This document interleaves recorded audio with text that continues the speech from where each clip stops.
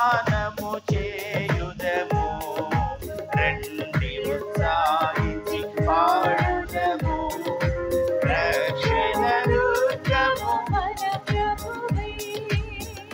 ప్రభువే మహదేవుండు, ఘన మహాత్మ్యము గల రాజు.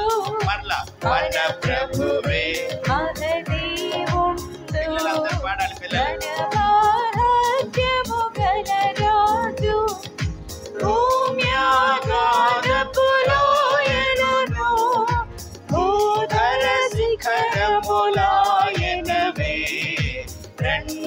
ఉత్సాహించి పాడుదము. రక్షణ దుర్గము మన ప్రభువే, సముద్రము సృష్టించిన ఆయనదే. సత్యుని హస్తమే భూమి చేసెను, సముద్రము సృష్టించిన ఆయనదే. సత్యుని హస్తమే భూమి చేసెను, ఆయన దైవము పాలితులా, ఆయన మేపెడి గొర్రెలము. రండి ఉత్సాహించి పాడుదము. నోరు తెరిచి పాడాలి చిన్నపిల్లలు. రక్షణ దుర్గము మన ప్రభువే. ఒక్క నిమిషం పిల్లలు పాడట్లు ఊరికి చప్పట్లు కొడుతున్నారు. పిల్లల నోట దేవుడు స్తుతిని పెట్టాడు కదా, బాలుర నోట ఆయన స్తుతిని ఉంచాడు కనుక పిల్లలు కూడా స్తుతించాలి. పిన్నలనేమి పెద్దలనేమి తన యందు భయభక్తులు గల వారందరినీ యెహోవా ఆశీర్వదిస్తాడు. కనుక బాలుర యొక్కయు చంటి పిల్లల యొక్కయు నోట నేను స్తోత్రమును సిద్ధింపచేశాను అన్నాడు. కనుక అందరూ పాడాలి. ఒకసారి విని మరలా పాడండి. మీ చిన్న మాటలతో ప్రభువుని స్తుతిస్తే ప్రభు సంతోషిస్తాడు, మిమ్మల్ని ఆశీర్వదిస్తాడు. కనుక చప్పట్లు కొడుతూ పాట కూడా పాడండి. ఇప్పుడు 3వ వచనం. ఆ ప్రభు సన్నిధి మోకరించి ఆయన ముందర బ్రోకెదము. మరలా ఆ ప్రభు సన్నిధి మోకరించి ఆయన ముందర బ్రోకెదము.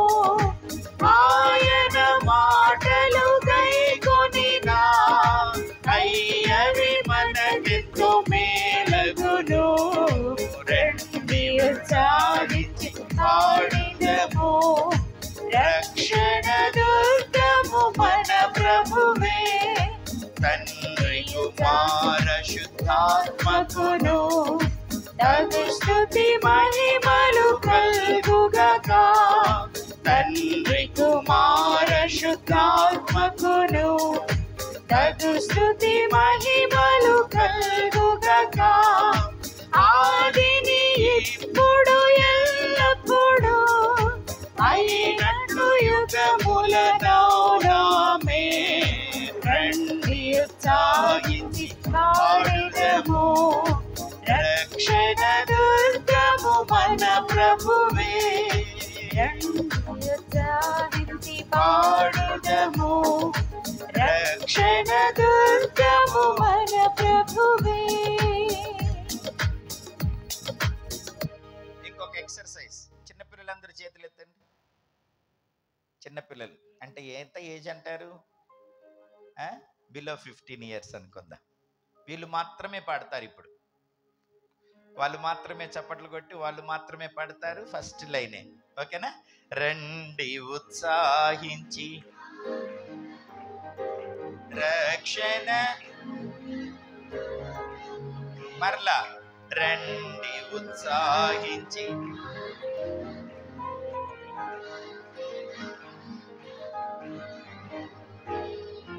రండి కృతజ్ఞత స్తోత్రముతో రారాజు సన్నిధికే గుదము. సత్ప్రభు నామము కీర్తనలన్ సంతోషగానము చేయుదము. రండి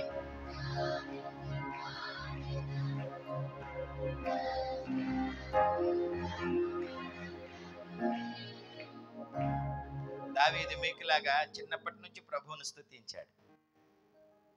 మహారాజు అయినాడు, పరాక్రమశాలి అయినాడు. గొప్ప విశ్వాసి అయినాడు. దేశాన్నే రక్షించాడు శత్రువుల చేతిలో నుంచి. తన్ను తాను రక్షించుకున్నాడు. ఇదంతా ఎవరి వలన అంటే దేవుని దయ వలన, దేవుని సహాయం వలన. ఆయన ప్రాకారాలను దాటాడు. అర్థమైందా?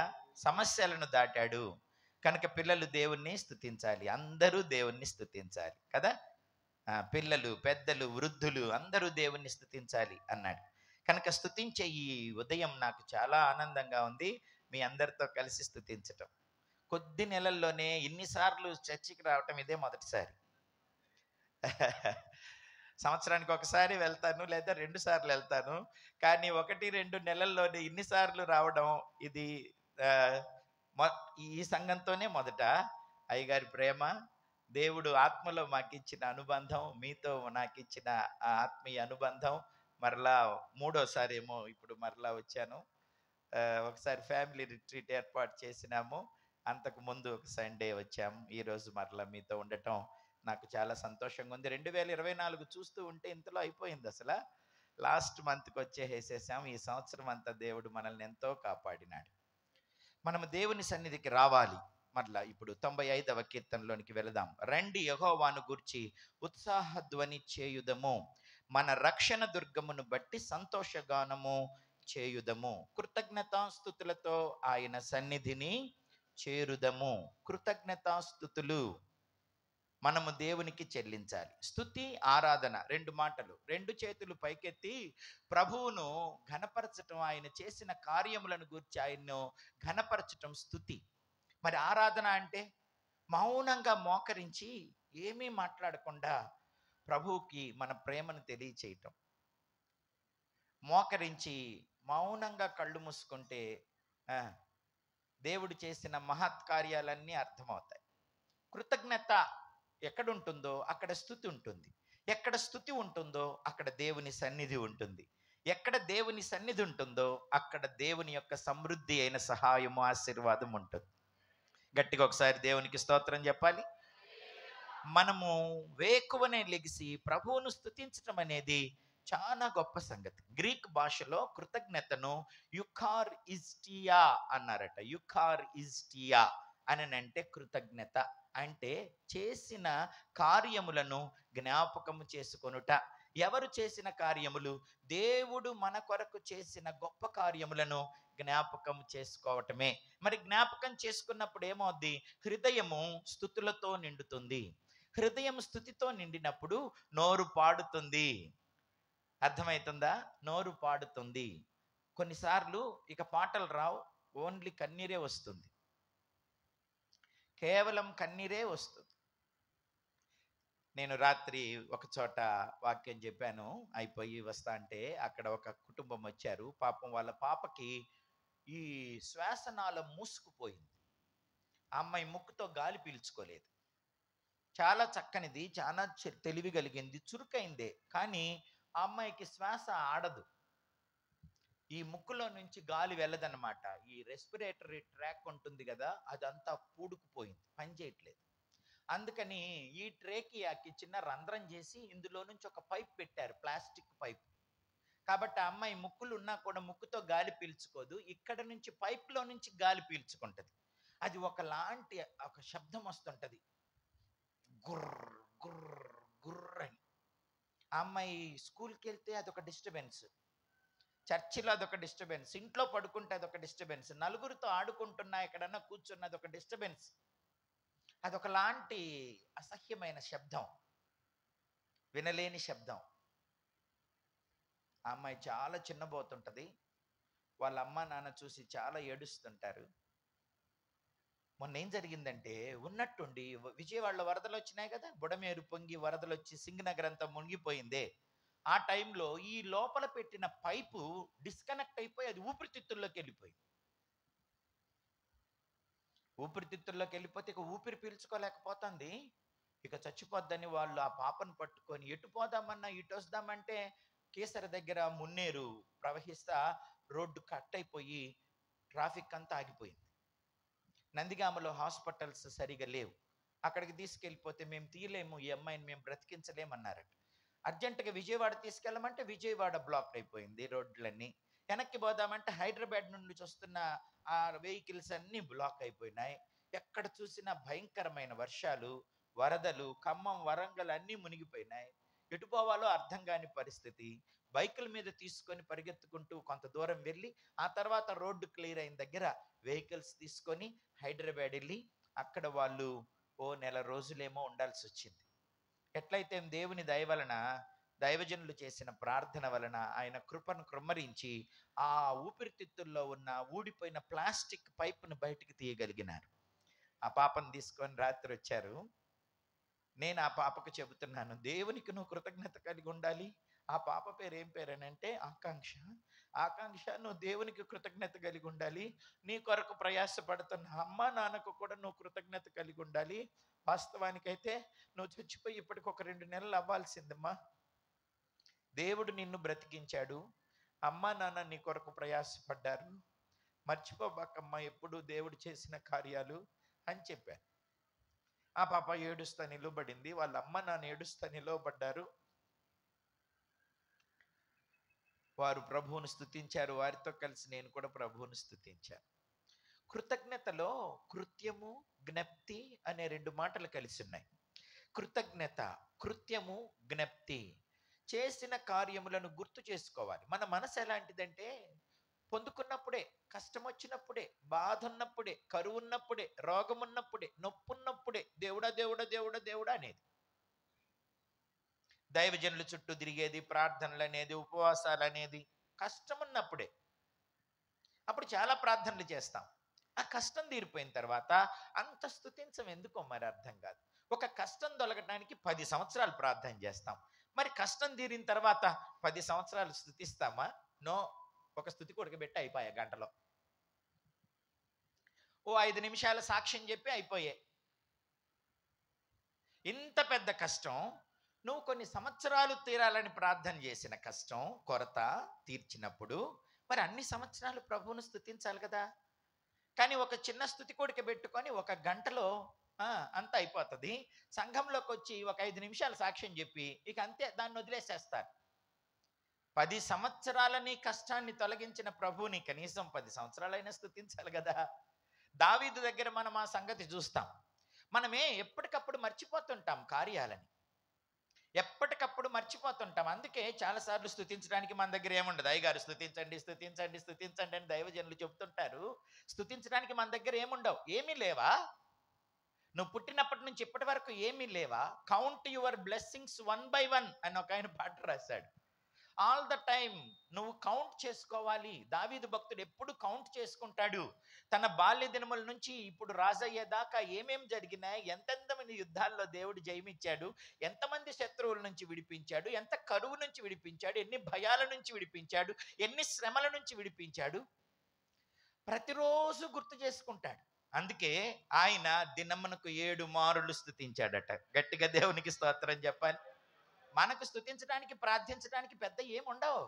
ఓ 5 నిమిషాలు స్తుతిస్తే, ప్రార్థిస్తే ఇక ఏం చేయాలని ఎతుకులాడుకుంటుంటాం. కారణం ఏమిటి?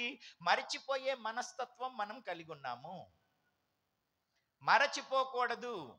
మరి పద్దాకలు గుర్తు చేసుకోవాలి. అవును, గుర్తు చేసుకోవాలి. ఎందుకని? ఆ కార్యాలే గనక దేవుడు జరిగించకపోతే మనం ఇప్పుడు మనుగడ సాగించేవారము, ఈరోజు ఉనికి కలిగి ఉండేవారము కాదు. కనుక దేవుడు చేసిన ప్రతిదీ గుర్తు పెట్టుకోవాలి. యాకోబు తన మార్గమంతటిలో దేవుడు చేసిన కార్యాలన్నీ గుర్తు పెట్టుకున్నాడు. మోషే ఐగుప్తును విడిచిన నాట నుంచి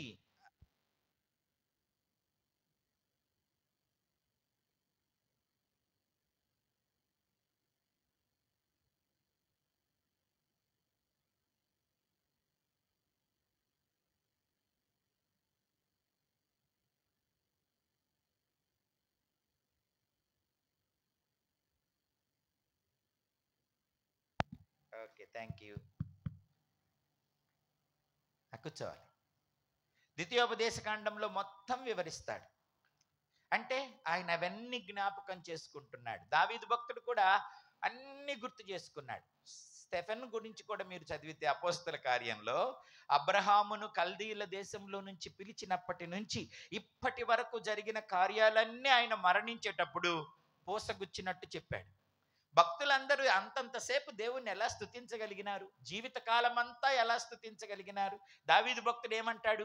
నేను ఎల్లప్పుడూ యెహోవాను స్తుతిస్తాను, నేనున్నంత కాలం యెహోవాను స్తుతిస్తాను.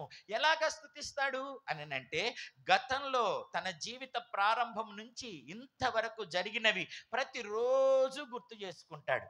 అందుకే ఆయన హృదయం స్తుతులతో నిండిపోయింది. ఆ స్తుతులతో నిండిపోవటే ఆయన శక్తితో నింపబడ్డాడు. స్థుతిలో శక్తి ఉంది. మనం శక్తిహీనులం, భక్తిహీనులం ఎందుకు అవుతున్నాం? ఎందుకు నిరాశపడిపోతున్నాం? ఎందుకు నీరసిస్తున్నాం? ఎందుకు వెనుజారిపోతున్నాం? శక్తి లేక. ఎందుకు లేదు శక్తి? స్తుతించక. ఎందుకు స్తుతించట్లేదు? మరచిపోవటం వలన. మరువద్దు, మరువద్దు, దేవుడు చేసిన ఉపకారములను మరచిపోవద్దు. పాటలు చాలా పాడుతుంటాం మనం. దేవుడు చేసిన ఉపకారాలు మర్చిపోకూడదని పాట పాడుతుంటాం, కానీ మర్చిపోతుంటాం, వదిలేస్తుంటాం అంతే. మనకి ఎట్లా ఉంటుందంటే ఎప్పుడు పరగడిపే, ఎంత తిన్నా పరగడిపే అంటారు చూసారా? అది మన పరిస్థితి. చాలాసార్లు ఎంత తిన్నా పరగడిపే అన్నట్టు దేవుడు ఎన్ని కార్యాలు చేసినా అవి వదిలేసేసి 100 కార్యాలు 101 జరగలేదని దాని గురించి బాధపడతాం. 101ది చేయలేదని దాని గురించి ఆలోచిస్తాడు. ఇది చెయ్యలేదే, మరి చేసిన 100 సంగతో. గతంలో 100 చేశాడు, అవి గుర్తురావా? మనకు 101వ కొరత గుర్తొస్తుంటది. ఎప్పుడు మన కళ్ళ ముందు ఎప్పుడు అవసరత, కొరత, సమస్య కనపడుతుంది, కానీ దేవుడు ఎన్ని సమస్యల నుంచి దాటించాడో అది కనపడదు. అందుకే మన ప్రార్థనలో ఎప్పుడు నిరాశ, నిస్పృహ, కృంగుదల. వెనకకి చూసి దేవుడు ఎన్ని కార్యాలు చేశాడో గుర్తుపెట్టుకోవాలి. గొర్రెల దొడ్డిలో దావీదు ఉన్నప్పుడు దావీదును ఎలుగుబంటి నుంచి, సింహాల నుంచి ఎలా కాపాడాడో ఆయన పాటలు రాశాడు, సౌలుతో చెప్పాడు, దేవునితో చెప్పాడు. భాషాను, వృషభము, బలమైన సింహాలు, వన్యమృగములు నన్ను వెంటాడే. దేవా, నన్ను వదిలిపెట్టద్దు, నన్ను వదిలిపెట్టలేదు, నువ్వు వదిలిపెడితే నేను ఈరోజు ఇట్లుండేవాడిని కాదు అంటూ తన జీవితం అంతా జ్ఞప్తికి తెచ్చుకునేవాడు, కృతజ్ఞతతో దేవుణ్ణి స్తుతించేవాడు. కాబట్టి మీరు కూడా, మీరు పుట్టినప్పటి నుంచి, మీకు ఊహ తెలిసినప్పటి నుంచి ఇంతవరకు దేవుడు ఏం చేశాడో అవన్నీ రోజు గుర్తు చేసుకోండి. అప్పుడు ప్రార్థనకు సమయం సరిపోదు. ప్రార్థించటానికి, స్తుతించటానికి ఇక సమయం సరిపోదు, ఇంకా టైం కావాలనుకుంటాం. అర్థమైందా? మనకి 5 నిమిషాల తర్వాత ప్రార్థన సాగదు. మనమందరం విశ్వాసులమే, మనమందరం రక్షణ పొందిన వారమే, దేవుని ప్రేమను ఎరిగిన వారమే, దేవుని మేలులను అనుభవించిన వారమే. కానీ ఎందుకో మనం ఎక్కువసేపు ప్రార్థించలేం. వ్యక్తిగతంగా మోకరించి 1 గంట ప్రార్థన చేయగలిగితే ఎంత బాగుంటుంది. కానీ 1 గంట కూడా మనకు ప్రార్థన నడవదు. ఎంతమంది గంట సేపు ప్రార్థన చేస్తున్నారు చెయ్యొత్తండి అని నేను అడగను. ఎవరికి వారం స్వపరీక్ష చేసుకుందాం. 5, 10, 15 నిమిషాలు చేసేసరికి అయిపోతుందా ప్రార్థన? ఇక ఏం చేయాలో అర్థం కావట్లేదా? ఈ ప్రార్థనలో ఎంతసేపు ఏకరువు పెట్టి మన కొరతలు చెప్పటమేనా? మన అక్కర్లు అడగటమేనా? దేవుడు చేసిన ఉపకారాలు, మేలులు, ఆయన నిన్ను విమోచించిన విధానం అంతా దేవునికి చెప్పొద్దా? చెప్పాలి. భక్తులందరూ అలా చెప్పారు. గతమంతా తలుచుకున్నారు, ప్రభువును స్తుతించారు. అందుకే వాళ్ళకు గంటలు గడిచిపోయింది. ఒక పాస్టర్ గారట పరిచర్యకి వెళ్ళొచ్చి, పరిచర్యలో సహాయం చేసినందుకు ప్రభువును స్తుతించడానికి గదిలోకి వెళ్తూ కొంచెం నీళ్లు కాగబెట్టమ్మాయి వస్తానన్నాడట. వాళ్ళ ఆవిడ బయట నీళ్లు కాగబెడతాంది, ఈయన ప్రార్థనలో ఉన్నాడు. ప్రార్థన అయిపోయి నాకు వచ్చి నీళ్లు కాగబెట్టావా అని అడిగాడట. నీళ్లు కాగినాయా అని అడిగాడట. అప్పుడు ఆయన ఆమనిందంట, కాగినాయి, ఆరిపోయినాయి, ఇప్పుడు మాత్రం ఆరిపోయి ఉన్నాయి, నువ్వు జ్యోతి మళ్ళక కాస్తా అనిందట. కాకటం మారిపోవటం ఏంటి అంతసేపు అని అంటే, మరి ఏంటి, మీరు పోయి 3 రోజులు అవుతుంది గదిలోకి. 3 రోజులు అవుతుందండి మీరు లోపలికి వెళ్ళి. కాచి ఆరిపోయి ఇప్పుడు చెబితే మళ్ళా కాస్తాను చెప్పండి. 3 రోజులు అవుతుందా? అవును. నిద్రాహారాలు తెలియలేదట ఆయనకి. ప్రభువును స్తుతిస్తున్నాడు, ప్రార్థిస్తున్నాడు, రోజులు గడిచిపోయే సంగతి తెలియట్లేదు. నలుగురిలో కూర్చొని పాటలు పాడటానికే మనం పరిమితం అవ్వకూడదు. గుంపులో కూర్చొని ప్రార్థన చేయటానికే పరిమితం అవ్వకూడదు. ఒంటరిగా ప్రభువుతో గడపటానికి మనము నేర్చుకోవాలి. దేవునితో గంటలు గంటలు గడిపినా నీకు రోజులు గుర్తు రాకుండా ఉండేంతగా గడిపే అనుభవంలోనికి మనం వెళ్ళాలి. భక్తులందరూ అలాంటి అనుభవంలోనే ఉన్నారు. అందుకే ఎట్లాగా జీవితకాలం అంతా ఎలా స్తుతిస్తాడు, ఎల్లప్పుడూ ఎలా స్తుతిస్తాడు?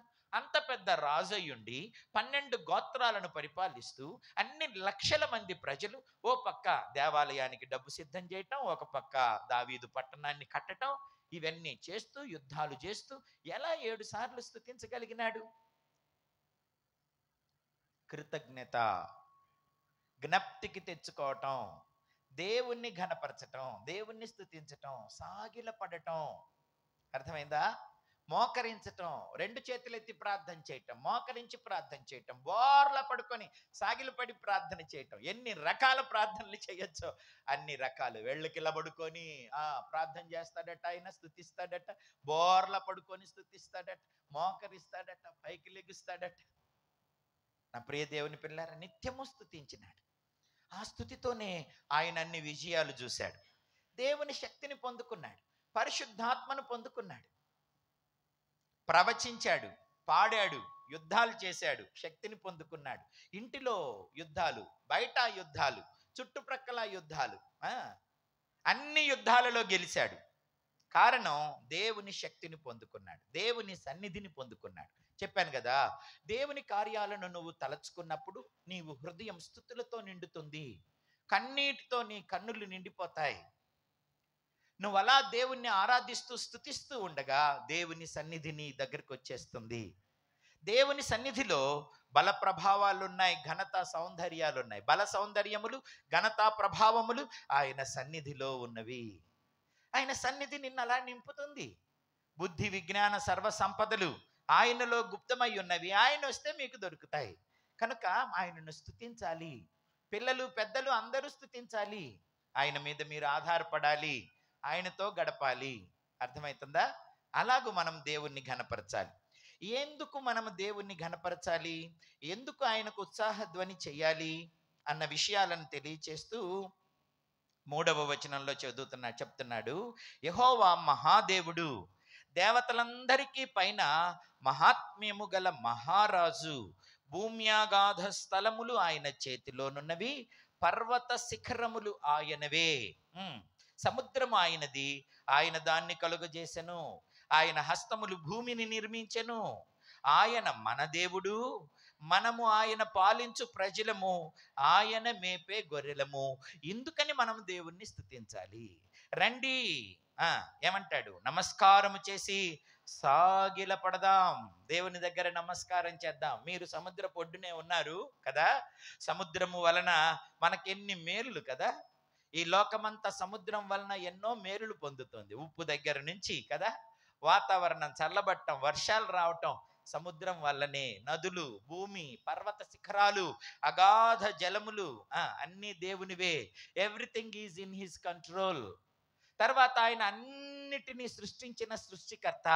అంతేకాదు నిన్ను నన్ను కలుగజేసిన మన దేవుడు. గాడ్ అని అంటే he is the generator, he is the organiser, he is the destructor. ఆయన సృష్టికర్త, నిర్వాహకుడు, అలాగే లయము చేయువాడు. కాబట్టి ఆయన మన దేవుడు, మన తండ్రి. తన రూపులో మనల్ని చేశాడు. మన కొరకు సముద్రమును, ఆకాశమును, భూమిని, అందలి సమస్తమును కలుగ చేశాడు. అవయవాలు ఇచ్చాడు, ఆరోగ్యం ఇచ్చాడు, జీవాన్ని, ఊపిరిని, ప్రాణాన్ని దయచేస్తున్నాడు. ఈరోజు ఈ స్థితిలో ఉన్నామంటే కారణం ఆయనే. దేవుని కార్యములను మనం ఎప్పుడూ మరచిపోకూడదు. ఏదో బతుకుతున్నాం, అదేదో మన బర్త్ రైట్ అన్నట్టు చాలాసార్లు మనము టేక్ ఇట్ ఎస్ గ్రాంటెడ్ అన్నట్టు చేయకపోతే సస్తాడా? దేవుడు ఊపిరి ఇవ్వకపోతే సస్తాడా? ఇస్తాడులే, అందరికి ఇస్తున్నట్టే నాకు కూడా ఇచ్చాడు. అందులో గొప్ప ఏముంది? ఈ కృతజ్ఞత లేని స్వభావం మనకు తల్లిదండ్రుల దగ్గరనే ప్రారంభమైంది కదా.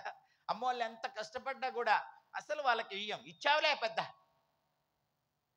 ఎంత కష్టపడి అప్పులు చేసి చదివించినావులే పెద్ద. అది చేసావులే పెళ్ళి, పెట్టావులే తిండి, నువ్వు గాని చేసావు, కన్నావు కాబట్టి చేసావు. కృతజ్ఞత లేని మాటలు ఇంటిలోనే అమ్మా నాన్న దగ్గర ప్రారంభం అవుతాయి. ఒరే మీ కొరకు నేను ఎంత కష్టపడ్డాను రా, నువ్వు ఒక్కదానివే కష్టపడుతున్నావమ్మా, ఎవడు కష్టపడట్లే లోకంలో. ఒరే మీకోసం ఎన్ని ఇబ్బందులు పడ్డాను రా, నువ్వు ఒక్కదానివే పడుతున్నావు ఇబ్బంది, ఇంకెవడు పడలా ఇబ్బంది. ఒరే మీకోసం ఎన్ని చేశాను రా, ఎంత కష్టపడ్డాను రా, మిమ్మల్ని గొప్ప చేయటానికి ఎన్ని కష్టాలు పడ్డాను రా, పడ్డావులే కష్టం, నువ్వు ఒక్కదానివేనా, నీకంటే కష్టపడ్డోళ్ళు చాలా మంది ఉన్నారు. చాలాసార్లు తృణీకారపు మాటలు, కృతజ్ఞత లేని మాటలు, కనికరం లేని మాటలు ఇంట్లోనే చేస్తుంటాం మనం చాలాసార్లు. ఎంత చేసినా మనకు తృప్తి ఉండదు, ఎన్ని చేసినా మర్చిపోతాం. అసలు కళ్ళకు కనపడే అమ్మా నాన్న కష్టాన్ని నువ్వు గుర్తుపెట్టుకోలేకపోతే కంటికి కనపడని దేవుని నువ్వు అసలు ఏం గుర్తుపెట్టుకుంటావు? జ్ఞాపకం ఉంచుకో, జ్ఞాపకం ఉంచుకో.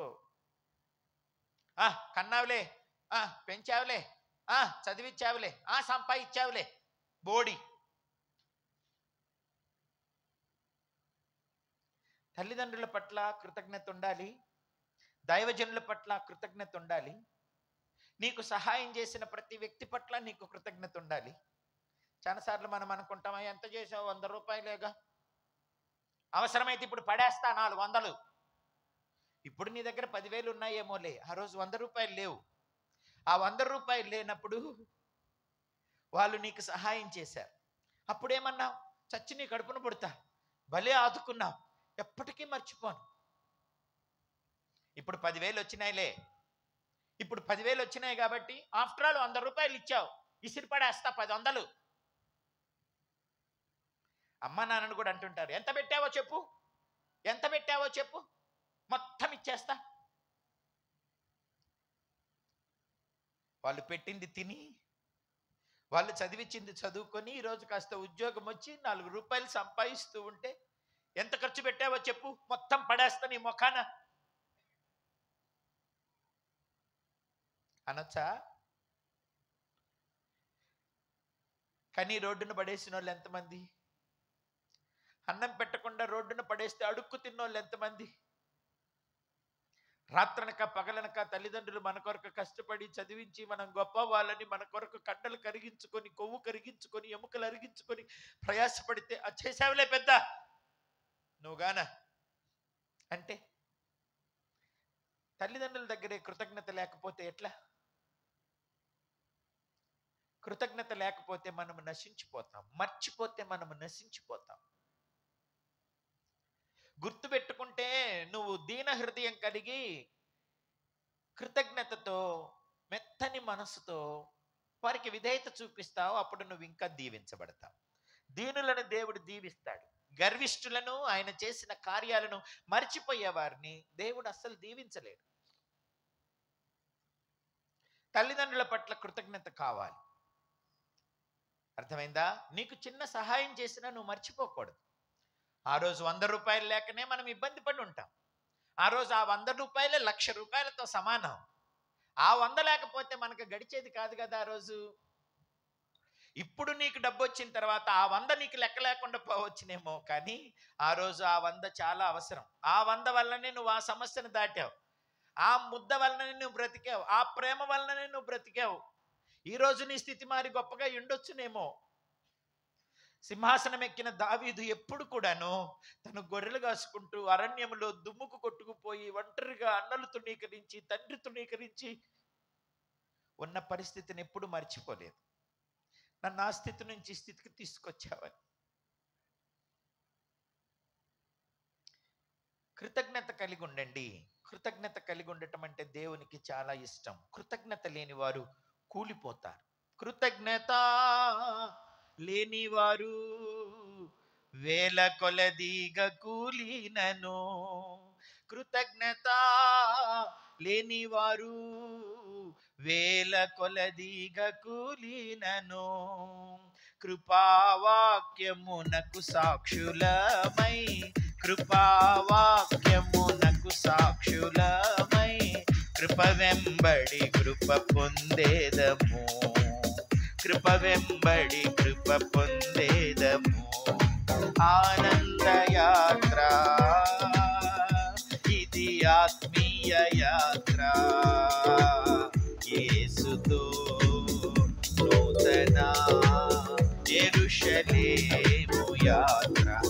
ఆనందయాత్ర ఆనందం ఆర్భాటంగా యేసుని చూచే క్షణమాసన్నం ఆనందం ఆనందం యేసుని చూచే క్షణం ఆసన్నం ఆత్మనంద భరితులమై ఆత్మనంద భరితులమై ఆగమన కాంక్షతో సాగెదో ఆగమన కాంక్షతో సాగెదో ఆనందయాత్ర. పిల్లలు పాడట్లేదే? యేసుతో నూతన యెరూషలేము యాత్ర ఆనందయాత్ర. మీకు రోగం వస్తే మొట్టమొదట ఏడ్చేది అమ్మా నానే, భయపడేది అమ్మా నానే, ఆందోళన పడేది అమ్మా నానే. మీరు ఏదైనా గెలిస్తే మొట్టమొదట ఆనందపడి సంబరపడి పండగ చేసుకునేది అమ్మా నానే. మీకు ఏదైనా అవమానం వస్తే ముందు తలదించుకునేది అమ్మా నానే. మీరు ఏదైనా తప్పు చేస్తే మొట్టమొదట మిమ్మల్ని కాచేది అమ్మా నానే. అమ్మా నాన్న పట్ల కృతజ్ఞత కలిగి ఉండాలి. తర్వాత మీ ఆత్మలకు అంతే భారము బాధ్యత వహిస్తున్న దైవజనుల పట్ల కృతజ్ఞత కలిగి ఉండాలి. మీకు ఎవరు ఏ చిన్న మేలు చేసినా మర్చిపోకూడదు. అది ఒకప్పుడు 10 రూపాయలు అయి ఉండొచ్చు, కానీ అప్పుడు అదే లేదు మన దగ్గర. అందుకని కౌంట్ యువర్ బ్లెస్సింగ్స్ 1 by 1. రోజు గుర్తు చేసుకో. అర్థమవుతుందా? మర్చిపోవద్దు. ద్వితీయోపదేశ ఖండంలో మోషే భక్తుడు ఇశ్రాయేలు ప్రజలకు, దేవుని ప్రజలకు చేసిన హెచ్చరిక మరచిపోకుండా ఉండటానికి. ద్వితీయోపదేశ కాండం 8వ అధ్యాయము 12వ వచనం నుండి చదువుదాము. 11 నుంచి కూడా చదువుదాం. నేడు నేను నీకు ఆజ్ఞాపించు ఆయన ఆజ్ఞలను, విధులను, కట్టడలను నీవు అనుసరింపక నీ దేవుడైన యెహోవాను మరచి కడుపారా తిని మంచి ఇండ్లు కట్టించుకొని వాటిలో నివసింపగా నీ పశువులు నీ గొర్రె మేకలు వృద్ధి అయి నీకు వెండి బంగారము విస్తరించి నీకు కలిగినదంతయు వర్ధిల్లునప్పుడు నీ మనస్సు మదించి దాసుల గృహమైన ఐగుప్తు దేశములో నుండి నిన్ను రప్పించిన నీ దేవుడైన యెహోవాను మరచెదవేమో. నా తాపకరమైన పాములను తేళ్లును కలిగి ఎడారి అయిన నీళ్లు లేని భయంకరమైన ఆ గొప్ప అరణ్యములో ఆయన నిన్ను నడిపించెను. రాతి నుండి నీకు నీళ్లు తెప్పించెను. తుదకు నీకు మేలు చెయ్యవలనని నిన్ను అనచుటకును శోధించుటకును నీ పితరులు ఎరుగని మన్నాతో అరణ్యమున నిన్ను పోషించెను. అయితే మీరు మా సామర్థ్యము, మా బాహుబలము, ఇంత భాగ్యము మాకు కలుగజేసినని అనుకొందురేమో. కాగా నీ దేవుడైన యెహోవాను జ్ఞాపకము చేసుకొనవలెను. ఏలయనగా తాను నీ పితరులతో ప్రమాణము చేసినట్లు తన నిబంధనను నేటి వలె స్థాపించవలనని మీరు భాగ్యము సంపాదించుకొనుటకై మీకు సామర్థ్యము కలుగచేయువాడు ఆయనే. నీవు ఏమాత్రమైనను నీ దేవుడైన యెహోవాను మరచి ఇతర దేవతలను అనుసరించి నమస్కరించిన ఎడల మీరు నిశ్చయముగా నశించిపోవుదురని నేడు మిమ్మును గూర్చి నేను సాక్ష్యము పలికి ఉన్నాను. నీ ఎదుట ఉండకుండా యెహోవా నశింప చేయుచున్న జనులు వినకపోయినట్లు మీ దేవుడైన యెహోవా మాట మీరు వినకపోయిన ఎడల మీరును వారి వలనే నశించెదరు. కనుక అన్యజనుల వలె మనము నశించిపోకూడదు. ఎవడు అన్యుడు, ఎవడు సొంతవాడు చెప్పండి? సొంత వాళ్ళతో మనం ఎప్పుడు సంబంధం కలిగి ఉంటాం, కృతజ్ఞత కలిగి ఉంటాం, ఆధారపడుతుంటాం కదా. సొంత వారితో మనము సంబంధాలను కలిపి ఉంటాం, అన్యోన్య సంబంధాన్ని కలిగి ఉంటాం. అన్యుడు అంటే ఎవడు? సంబంధం లేనోడు, మాట్లాడనోడు, సందర్శించనోడు, సంభాషణ చేయనోడు, సహవాసం చేయనోడు అన్యుడే. దేవుడు అన్యుడు ఎవడు అని అంటే దేవునిని మరిచినోడు, దేవునితో సహవసించనోడు, సంభాషించనోడు, కృతజ్ఞతలు తెలపనోడు, ఆయన కార్యాలను మర్చిపోయేవాడు అన్యుడే. అన్యులు నశించిపోతారు. మనం మందిరంలో ఉండి కూడా అన్యులుగా ఉండొచ్చు. కొంతమంది తినటానికే ఉన్నట్టుంటారు, పొందుకోవటమేనా, అన్ని అడగటం తీసుకోవటం, అడగటం తీసుకోవటం. అందుకే ఒక ఆయన అన్నాడు, మ్యాన్ గెట్స్ గెట్స్ గెట్స్ గెట్స్ for gets, God gives gives gives gives for gives అన్నాడు. దేవుడు ఇచ్చి ఇచ్చి ఇచ్చి ఇచ్చి ఇచ్చి ఇచ్చి మర్చిపోతారంట. మన నుంచి ఏం తీసుకోడు ఆయన, స్తుతులు తప్ప. ఆయనకి ఇచ్చే పని, మనకేమో తీసుకుండే పని. మరి తీసుకొని కాసింత గుర్తు పెట్టుకుంటే బాగుంటుంది. తీసుకొని మర్చిపోతుంటే మీ గెట్స్ గెట్స్ గెట్స్ గెట్స్ ఫర్ గెట్స్, ఎప్పుడు మర్చిపోవటం, ఎప్పటికప్పుడు మర్చిపోవటం. చెప్పాను కదా, ఎంత తిన్నా పరగడు పడినట్టు 100 చేస్తే 100 మర్చిపోయి 101 చేయలేదని అలుగుతాం మనం, మూతులు ముడుస్తాం. ఏం దేవుడు అంటాం, ఎక్కడున్నాడు అంటాం, నా భక్తికి ప్రయోజనం ఏమిటి అంటాం, నేను చేసే ప్రార్థనలన్నీ ఇటుపోయినాయి అంటాం. దేవుడు ఏం చేస్తున్నాడు అంటాం. ఏంటి 101ది జరగకపోతే? చేసిన 100, ఇచ్చిన జవాబులు, ఆదుకున్న ఆదరణ ఎక్కడికి పోయినాయి? లోయల్ లాంటి పరిస్థితుల్లో నుంచి నిన్ను బయటికి తీసుకొచ్చి, బంధాల నుంచి, భారాల నుంచి నిన్ను బయటికి తీసుకొచ్చి, భయాల నుంచి నిన్ను బయటికి తీసుకొచ్చి, రోగాల నుంచి నిన్ను బయటికి తీసుకొచ్చి, మరణ పంచుల నుంచి బయటికి తీసుకొచ్చి, కరువులో కష్టంలో నీ ప్రార్థనలకు జవాబిచ్చిన 100ల కొలది విషయాలన్నీ మర్చిపోయావా? ఇప్పుడు 101ది చేయకపోతే ఏం చేశాడు దేవుడు? నేను ఎందుకు ప్రార్థన చేయాలి? నేను ఎందుకు మందిరానికి వెళ్ళాలి? నేను ఎందుకు దేవుని పరిచర్యకు డబ్బులు ఇవ్వాలి? 101ది అన్నట్టు మన సంగతి అంతా గెట్స్ గెట్స్ గెట్స్ గెట్స్ ఫర్ గెట్సేనా బతికినంత కాలం? మర్చిపోవద్దు, దేవుని కార్యాలు మర్చిపోవద్దు. అన్యులు మర్చిపోతారు, తిని మూతి తుడుచుకొని వెళ్ళిపోతారు వారు. అలా మనం మూతి తుడుచుకొని వెళ్ళిపోకూడదు. ఆయన్ని హత్తుకోవాలి. నీవు ఆయన్ని హత్తుకోవాలి. ఆయనకు కృతజ్ఞతలు చెల్లించాలి. అన్నిటిని బట్టి కృతజ్ఞతలు చెల్లించాలి. పద్దాకల ప్రభువుని కనపరచాలి. ఎంత నువ్వు ప్రభువుని స్తుతిస్తే అంత కృప నీ మీద దేవుడు కృమ్మరిస్తాడు. అర్థమైందా? కాబట్టి మర్చిపోవద్దు. అన్యుడు మర్చిపోతాడు, మరచివాడు నశించిపోతాడు, కానీ సొంతవాడు అంటి పెట్టుకొని ఉంటాడు. అర్థమైందా? అమ్మా నాన్నకు కూడా పొద్దాకలు చెప్పాలి. నాకు కూడా ఎంతమంది సహాయం చేసినా వాళ్ళందరినీ గుర్తుపెట్టుకుంటాను. అది చిన్న సహాయమైనా 20 సంవత్సరాలు 30 సంవత్సరాల క్రితం నాకు సహాయం చేసినా గుర్తుపెట్టుకోవటం అలవాటు చేసుకున్నాను. వాళ్ళు కనపడగానే మీరు పలానప్పుడు నాకు పలాంది చేశారు అని చెప్తానా, నీకు అది ఇంకా గుర్తుందా అంటారు. ఎందుకు మర్చిపోతాను? మర్చిపోను. మీ గురించి ఎప్పుడు ప్రార్థన చేస్తున్నాను. మీరు నాకు పలానప్పుడు పలానా చేశారు. నా ఫ్రెండ్స్కి కూడా చెప్తాను, నువ్వు పలానప్పుడు నాకు పలానా చేసావురా, నన్ను ఇలా చూసావురా, నన్ను అలా ప్రేమించావురా, నాకు ఇలా సహాయం చేసావురా అని చెబుతాను. మీరు కూడా పని కట్టుకొని ఎంతమంది నీ జీవితంలో తారసపడ్డారో ఇప్పటి వరకు, ఎవరెవరు ఏమేమి మాట సహాయం, చేతి సహాయం, డబ్బు సహాయం, ఎవరెవరు ఏం చేశారో వాళ్ళందరినీ కలిసినప్పుడు అవి చెప్పటం గుర్తు చేసుకో. నీకెంతమంది జనాలు అయిపోతారు. అందరూ నీ సొంతం అవుతారు, నువ్వు అందరికీ సొంతం అవుతావు. ముందు అమ్మకు రోజు చెప్పండి, నాన్నకి చెప్పండి, నా కోసం నువ్వు చాలా కష్టపడ్డావు నాన్న అని. హైదరాబాద్ వనస్థలిపురం వెళ్ళాను. ఓ పాప ఉంది అక్కడ, క్రిస్టినా అని.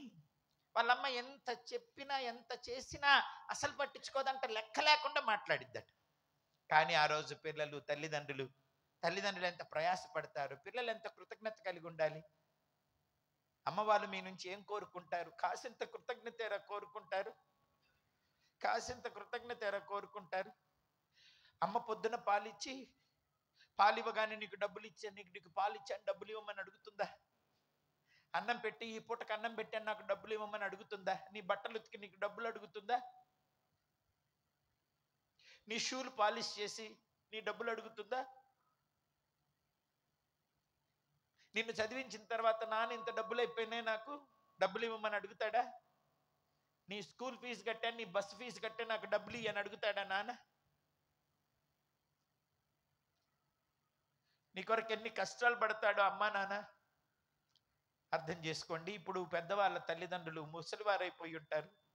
వాళ్ళ దగ్గరికి వెళ్ళి కూర్చొని, అమ్మ నా కొరకు నువ్వు చాలా కష్టపడ్డావమ్మా, నన్ను చాలా ప్రేమించావమ్మా, నా కొరకు చాలా సౌఖ్యాలు మానుకున్నావమ్మా, నన్ను ఈ స్థితికి తీసుకొచ్చావమ్మా, నీకు థ్యాంక్స్ అమ్మా అని చెప్పి చూడండి. వాళ్ళు ఏడ్చి నీ తల మీద చేయి పెట్టి నిన్ను దీవిస్తారు. వారి దీవెన మీకు దీవెనకరంగా ఉంటుంది. చేసావులే పెద్ద, పెట్టావులే పెద్ద, చూసావులే పెద్ద, కన్నప్పుడు చూడక సస్తావా అనకూడదు.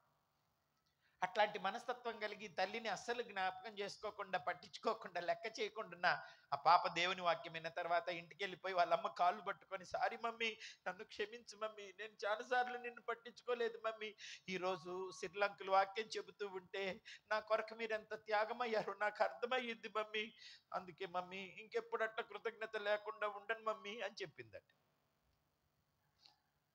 వాళ్ళమ్మ మరుసటి సెషన్కి నా దగ్గరికి వచ్చి, అన్న చాలా థ్యాంక్స్ అన్న, నా కూతురు ఎప్పుడు నన్ను అర్థం చేసుకుంటుందా, ఎప్పుడు ఈ పిల్లకి మంచి మనసు వచ్చిద్దా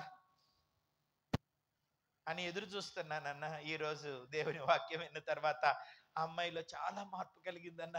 వచ్చి నాకు థ్యాంక్స్ చెప్పి నాకు ముద్దు పెట్టిందన్న, నాకు ముద్దు పెట్టిందన్న. అవసరమైనప్పుడు ముద్దులు పెట్టడం కాదు, మనకు అవసరం వస్తే ముద్దు వచ్చేస్తుంది. అమ్మైనా నానైనా, దేవుడైనా అవసరాలు ముందుంటే అప్పుడు ముద్దు వస్తారు, సహాయం చేసేవారు. అవసరం తీరిపోయిన తర్వాత అప్పుడు పెట్టుకో ముద్దు, 10 రోజుల తర్వాత పెట్టు ముద్దు. అది కృతజ్ఞత అంటే. అర్థమైందా? 10 సంవత్సరాల తర్వాత గుర్తు చేయి, అది కృతజ్ఞత అంటే. జ్ఞాపకం చేసుకో, నీ పితరులతో చేసిన ప్రమాణాన్ని బట్టి దేవుడు ఎలా వాగ్దానాన్ని నెరవేర్చాడు. మన ప్రభువు promise giver and promise keeper. చప్పట్లు కొట్టి గట్టిగా దేవునికి స్తోత్రం చెప్పాలి. ఆయన నీకు వాగ్దానాన్ని ఇస్తాడు, వాగ్దానాన్ని నెరవేరుస్తాడు. వాగ్దానములనిచ్చి నెరవేర్చు వాడవు నీవే, వాగ్దానములనిచ్చి నెరవేర్చు వాడవు నీవే, నమ్మకమైన దేవా నన్ను కాపాడు వాడవు నీవే, నమ్మకమైన దేవా నన్ను కాపాడు వాడవు నీవే. ప్రభువా నిన్నోనే కొనియాడేదన్, కొనియాడండి, నిన్నోనే కొనియాడేదన్, హల్లెలూయా పాడేదా. ప్రభు నిన్ను కొనియాడేదన్, అన్ని వేళలయందునా నిన్ను పూజించి కీర్తింతును, అన్ని వేళలయందునా నిన్ను పూజించి కీర్తింతును. ప్రభువా నిన్నోనే కొనియాడేదన్, ప్రభువా నిన్నోనే కొనియాడేదన్, హల్లెలూయా పాడేదా. ప్రభు నిన్ను కొనియాడేదన్.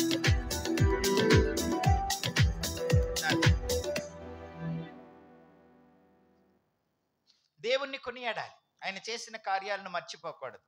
ఎప్పుడైతే క్రిస్టినా తన తల్లిని తండ్రిని గౌరవించటం, విధేయత చూపించటం, కృతజ్ఞతలు తెలపటం మొదలుపెట్టిందో, అంతకుముందు క్లాస్లో ఎప్పుడు డల్గా ఉండేది, చదువుల మీద పెద్ద కాన్సన్ట్రేట్ చేసేది కాదట, చక్కగా చదువుకోవటం మొదలుపెట్టింది. నీట్లో ఎంబీబీఎస్ సీటు కొట్టింది, ఇప్పుడు ఎంబీబీఎస్ చేస్తుంది. వాళ్ళమ్మ నాకు ఫోన్ చేసింది, నా కూతురు అస్సలు సరిగా చదివేది కాదు, పట్టించుకునేది కాదు, ఇంట్లో బాధ్యతగా ఉండేది కాదు, ఏంటో పరాయి దానిలాగా ఉండేదన్న ఇంట్లో, అసలు మేము కన్నామా కాదా అన్నట్టుండేదన్నా. ఇంటిలోనే ఉంటది, బాధ్యత ఉండదు, పలకరించదు, ప్రేమగా ఉండదు, పనుల్లో సహాయం చేయదు, మాట చెప్తున్నా వినదు, పట్టించుకోదు, అదేదో పరధ్యానంలో ఉంటది. కానీ ఇప్పుడు నా కూతురు ఎంత బాధ్యతగా ఉంటుందో, ఎన్ని భారాలు మోస్తుందో, ఎన్నిసార్లు థ్యాంక్స్ చెప్పిద్దో, ఎంత కష్టపడి చదువుతుందో. అన్న పెద్ద డాక్టర్ అయ్యి పేదలందరికీ నా కూతురు ఉచితంగా వైద్యం చేయాలన్నా, నా కూతురు కోసం ప్రార్థన చెయ్యన్నా. నా ప్రియ దేవుని పిల్లరా, పిల్లలు ఎలా వర్ధిల్లుతారు? మనం ఎలా వర్ధిల్లుతాం?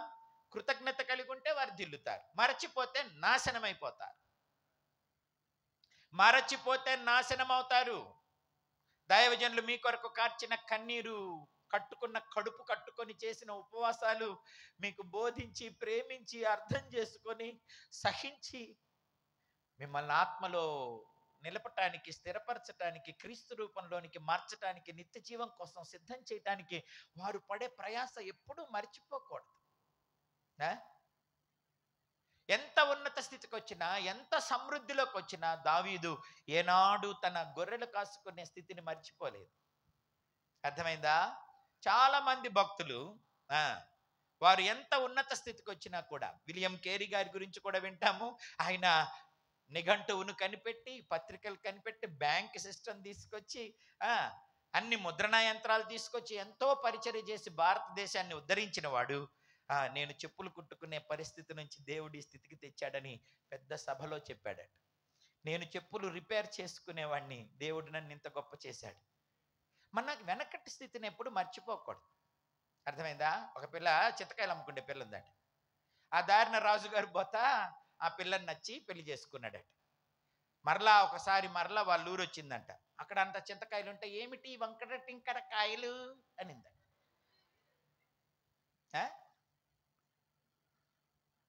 పల్లకీలో వస్తా చింత చెట్టుకు చింతకాయలు గారుస్తుంటే కనపడుతుంటే, ఏమిటి వంకర టింకర కాయలు, వీటిని ఏమంటారు అంటుందంట. వాటిని ఏమంటారు అమ్ముకున్నప్పుడు తెలీదు, ఏరుకున్నప్పుడు తెలీదు. రాణి వైపోగానే, అంతఃపురానికి వెళ్ళగానే, ఆభరణాలు ధరించగానే, రాజుకి భార్య వైపోగానే, చెలికత్తెలు ఉండగానే, పల్లకీలు మోసేవారు ఉండగానే చింతకాయలు మర్చిపోయావా? మర్చిపోకు. ఏం చెప్పాలో తెలుసా? ఒకప్పుడు చింతకాయలు ఏరుకునేదాన్ని, ఈరోజు నన్ను రాణిగా చేశాడు దేవుడు. రాజు నా మీద కనికరం చూపించాడు అని మనుషుల పట్ల, దేవుని పట్ల కృతజ్ఞత కలిగి ఉండాలి. మనుషుల పట్ల, దేవుని పట్ల కృతజ్ఞత లేకపోతే ఎలా? అర్థమైందా? ఏమిటి వంకర టింకర కాయలు అనకూడదు. మర్చిపోకూడదు, వెనకటి స్థితిని మర్చిపోకూడదు. ఐగుప్తు దేశంలో మీరు బానిసలుగా ఉన్నప్పుడు, మట్టి బిసుక్కొని ఇటుకలు మీరు చేస్తున్నప్పుడు, ఫరో మిమ్మల్ని బలమైన భారాల కింద మిమ్మల్ని బాధ పెడుతున్నప్పుడు, మీకు కడుపు నిండా అన్నం కూడా దొరకనప్పుడు, నేను మోషేను అహరోనును పంపించి మిమ్మల్ని విడిపించిన సంగతి మీరు మర్చిపోకూడదు. విగ్రహారాధనలో ఉన్న మీ పితరుడైన అబ్రహామును కల్దీయుల దేశం నుంచి పిలిచి, వాగ్దానం ఇచ్చి నెరవేర్చి, మిమ్మల్ని ఇంత విస్తారంగా చేసిన నన్ను మర్చిపోకూడదు. మీ పితరుడైన అబ్రహామును, ఆయన విశ్వాసాన్ని, విధేయతను మీరు మర్చిపోకూడదు. Remember that. రోజు గుర్తుపెట్టుకో. అప్పుడే నువ్వు దీన మనసుతో దేవుణ్ణి స్తుతించగలవు. ఏం చూసినా నీకు దేవుడు గుర్తు రావాలి. బట్టలు చూసుకున్నావా? గుర్తు రావాలి. ఒకప్పుడు కొద్ది బట్టలు వేసుకున్న రోజులు గుర్తు రావాలి. ఇంటిని చూసుకున్నావా? ఒకప్పుడు రేకులు ఇంటిలో ఉన్నది నీకు గుర్తు రావాలి. మంచి పలావ్ తింటున్నావా? ఒకప్పుడు పచ్చడి మెతుకులు తిన్నది గుర్తు రావాలి. ఆ పలావ్ దగ్గర కూర్చొని కన్నీరు గార్చి ప్రభువుకు స్తుతులు చెల్లించాలి. ఆ స్థితికి వచ్చినందుకు గర్వపడకూడదు. ఏం చేయాలా? కృతజ్ఞత కలిగి ఉండాలి. మనం ఎప్పుడు ఆ కృతజ్ఞత కలిగి ఉండాలి, ఎప్పుడు మర్చిపోకూడదు. దేవునికి, మనుషులకు కృతజ్ఞత కలిగి ఉండాలి. అర్థమవుతుందా? అలాగుంటే దేవుడు ఇంకా కృపలతో నింపుతాడు. ఆయన వాగ్దానాలన్నీ నెరవేరుస్తాడు. మర్చిపోతే నశించిపోతారు. రండి నా ప్రియ దేవుని పిల్లరా, మనము దేవుని పట్ల కృతజ్ఞత కలిగి ఉండటం చాలా మంచిది. చూడండి, నీకు వెండి బంగారాలు విస్తరించినప్పుడు అన్నారు. ఎప్పుడు విస్తరిస్తాయి చెప్పండి? వెండి బంగారం ముందు తినటానికి, ఉండటానికి ఇళ్ళుండి, వాహనాలుండి, ఇక అన్నీ ఉండి, పొలాలు బాగా పండుతా, తర్వాత పశువులు బాగా పాలిస్తా ఉంటే, ఆ తర్వాత నువ్వు బాగా చదువుకొని ఉద్యోగం వచ్చి నీకు నెల జీతం వస్తూ ఉంటే, ఆ జీతం తినటానికి, వేసుకోవటానికి, ఉండటానికి అంతా సరిపోయి మిగిలింటే అప్పుడేం చేస్తాం? మనం బంగారము, వెండి కొనుక్కుంటాం కదా. కొంతమంది బంగారం కొనుక్కుంటారు, వచ్చిన వాళ్ళందరికీ బంగారం చూపిస్తుంటారు. ఎంత కొన్నానో, ఎంత ఉందో నా దగ్గర, అసలు ఎంత కష్టపడ్డానో, ఎంత దాచిపెట్టానో, ఎంత పొదుపు చేసుకుంటేనో ఇంత సంపాదించా. చాలాసార్లు నీ వరకే ఆగిపోతావు. నేను కష్టపడ్డా, నేను బాగా చదివా, నేను మంచి ఉద్యోగం తెచ్చుకున్నా, నేను ప్రయాసపడ్డా, నేను తెలివిగున్నా, నేను పొదుపుగున్నా, అందుకే నేను ఈ స్థితికి వచ్చా, నా పిల్లల్ని ఇట్ట చేశా. అంత నువ్వేనా? నీకు పైన ఇంకెవరు లేరా? నీకు సామర్థ్యం ఇచ్చింది ఎవరు? నీకు జ్ఞానం ఇచ్చింది ఎవరు? నీ పశువులను కాపాడింది ఎవరు? నీ పొలాన్ని కాపాడింది ఎవరు? నీ చదువును దీవించింది ఎవరు? నీకు జ్ఞాపక శక్తి ఇచ్చింది ఎవరు? నీ ఎగ్జామ్స్ అప్పుడు నీకు ఆరోగ్యం ఇచ్చింది ఎవరు? ప్రయాణాల్లో నీకు భద్రతనిచ్చింది ఎవరు? ఇంటర్వ్యూలో నీకు సహాయం చేసింది ఎవరు? ఈరోజు ఉద్యోగం చేసి 5 అంకెల జీతం సంపాదించుకుంటూ తిని మిగిలిన దాంతో వెండి బంగారం కొనుక్కోటానికి, భూములు కొనుక్కోటానికి సహాయం చేసింది ఎవరు? ఆ ప్రభువు. చప్పట్లు కొట్టి గట్టిగా దేవునికి స్తోత్రం చెప్పాలి. నా కష్టం నా కష్టం నా కష్టం, నా తెలివి నా తెలివి, నా సంపాదన నా ప్రయాస అంతా నీదేనా? నీవంటూ ఒక వ్యక్తి ఉన్నావంటే కారణం నిన్ను సృష్టించిన దేవుడు. ఆయనను స్తుతించాలి. దావీదు భక్తుడు, నన్ను తల్లి గర్భంలో నుంచి క్షేమంగా బయటికి తీసింది నువ్వే అంటాడు. అది గుర్తొచ్చిందా? ఎట గుర్తొచ్చిందబ్బా? ఆయన పిల్లలు పుట్టేటప్పుడు గుర్తొచ్చిందేమో దావీదుకి. మీ ఆవిడ ప్రసవిస్తోంది, మీ ఆవిడ ప్రసవిస్తోంది అని అంటే, నా భార్య కడుపులో నుంచి నా కొడుకు బయటకు వస్తున్నట్టు ఒకరోజు మా అమ్మ కడుపులో నుంచి దేవుడు నన్ను బయటికి తెచ్చాడని గుర్తు చేసుకున్నాడేమో. వెంటనే రాసేశాడు 22వ కీర్తనలో, నా తల్లి గర్భంలో నుంచి నన్ను క్షేమముగా బయటకు తీసిన వాడవు నీవే కదా. బయటికి రాలేక చచ్చిపోయిన వాళ్ళు చాలా మంది ఉన్నారు. గార్లపాడులో మా సంఘంలో ఒక అమ్మాయి ప్రసవించలేక తల వరకు వచ్చిందంటే ఆగిపోయింది. నర్సు తీసే ప్రయత్నంలో ఆ క్లాంపులు పెట్టి లాగుతూ ఉంటే తల ఒత్తుకుపోయి ఇప్పుడు ఆ అమ్మాయి మెంటల్లీ రిటార్డెడ్. ఎప్పుడు సొంగగార్చుకుంటా ఉంటది, ఎకిలెకిలిగా నవ్వుతుంటది, ఎట్టబడితే అట్టెళ్ళి గుద్దుకొని గాయాలు చేసుకుంటది, ఒంటి మీద కత్తిపీటల మీద నడిస్తే కాలు తెగిపోద్ది. అమ్మాయికి ఏం తెలియదు అసలు. ఆ సొంగంతా బయటకు వచ్చేస్తా ఉంటే చాలా దుర్వాసన. బయటకు వచ్చేటప్పుడు నీ తల ఒత్తుకుపోయింది అనుకోండి, గర్భద్వారం దగ్గర మెంటల్ వాళ్ళం అయిపోయి ఉండేవాళ్ళు, బుద్ధిమాంద్యం కలిగిన వాళ్ళం అయిపోయి ఉండేవాళ్ళు, పెద్ద తెలివి గల వాళ్ళమై సంపాదించామని మనం అనుకుంటున్నాం. కానీ తల్లి గర్భంలో నుంచి నువ్వు బయటకు వచ్చేటప్పుడు నీ తల ఒత్తుకొని, నీ నరాలు ఒత్తుకొని మెంటల్ వడివి మెంటల్ దాని అయిపోకుండా నిన్ను కాపాడిన దేవుణ్ణి స్తుతించొద్దు? తెలివిచ్చిన దేవుణ్ణి స్తుతించొద్దు? బలం ఇచ్చిన దేవుణ్ణి స్తుతించొద్దు? ప్రేమించి కష్టపడి నిన్ను పోషించి అమ్మా నాన్నలను ఇచ్చిన దేవుణ్ణి స్తుతించొద్దు? నీకు పాఠాలు చెప్పిన టీచర్లను బట్టి స్తుతించొద్దు? నీకు రక్షణను బోధించిన నీకు దేవుని మార్గాన్ని బోధించిన దైవజనులను బట్టి స్తుతించొద్దు? వారి ప్రేమను బట్టి, వారి శిక్షను బట్టి, క్రమశిక్షణను బట్టి స్తుతించొద్దు? స్తుతించడానికి ఎన్ని అంశాలు ఉన్నాయి. స్తుతించు. కొండలను చూస్తే దావీదు స్తుతిస్తాడు, సముద్రం చూస్తే స్తుతిస్తాడు, లోయలను చూస్తే స్తుతిస్తాడు, పచ్చిక మైదానాలను చూస్తే స్తుతిస్తాడు, ఏం చూసినా స్తుతిస్తాడు. మన ఇంట్లో ఉన్న మేకును చూసి కూడా మనం స్తుతించాలంట ఒక భక్తుడు చెప్పాడు. నీ ఇంటిలో ఉన్న మేకు కూడా స్తుతించాలి. అర్థమవుతుందా? స్తుతించటానికి ఎన్ని విషయాలు ఉన్నాయి. నీ పిల్లల్ని బట్టి స్తుతించొద్దా? నిత్యము స్తుతించాలి. నిత్యము స్తుతించిన నీ రుణము తీర్చలేను, సమస్తము నీకిచ్చిన నీ త్యాగము మరువలేను. రాజా రాజా రాజా రాజాధిరాజువు నీవే, దేవా దేవా దేవా దేవాతి దేవుడవు. రాజా రాజా రాజా రాజాధిరాజువు నీవు, దేవా దేవా దేవా దేవాతి దేవుడవు. నిత్యము స్తుతించిన నీ రుణము తీర్చలేను, సమస్తము నీకిచ్చిన నీ త్యాగం మరువలేను. అద్వితీయ దేవుడా, ఆది అంతమునయున్నవాడా, అద్వితీయ దేవుడా, ఆది అంతమునయున్నవాడా, అంగలార్పును నాట్యముగా మార్చివేసిన నా ప్రభు, అంగలార్పును నాట్యముగా మార్చివేసిన మహాప్రభు. రాజా రాజా రాజా రాజాధిరాజువు నీవు, దేవా దేవా దేవా దేవాది దేవుడవు. రాజా రాజా రాజా రాజాధిరాజువు నీవు, దేవా దేవా దేవా దేవాది దేవుడవు.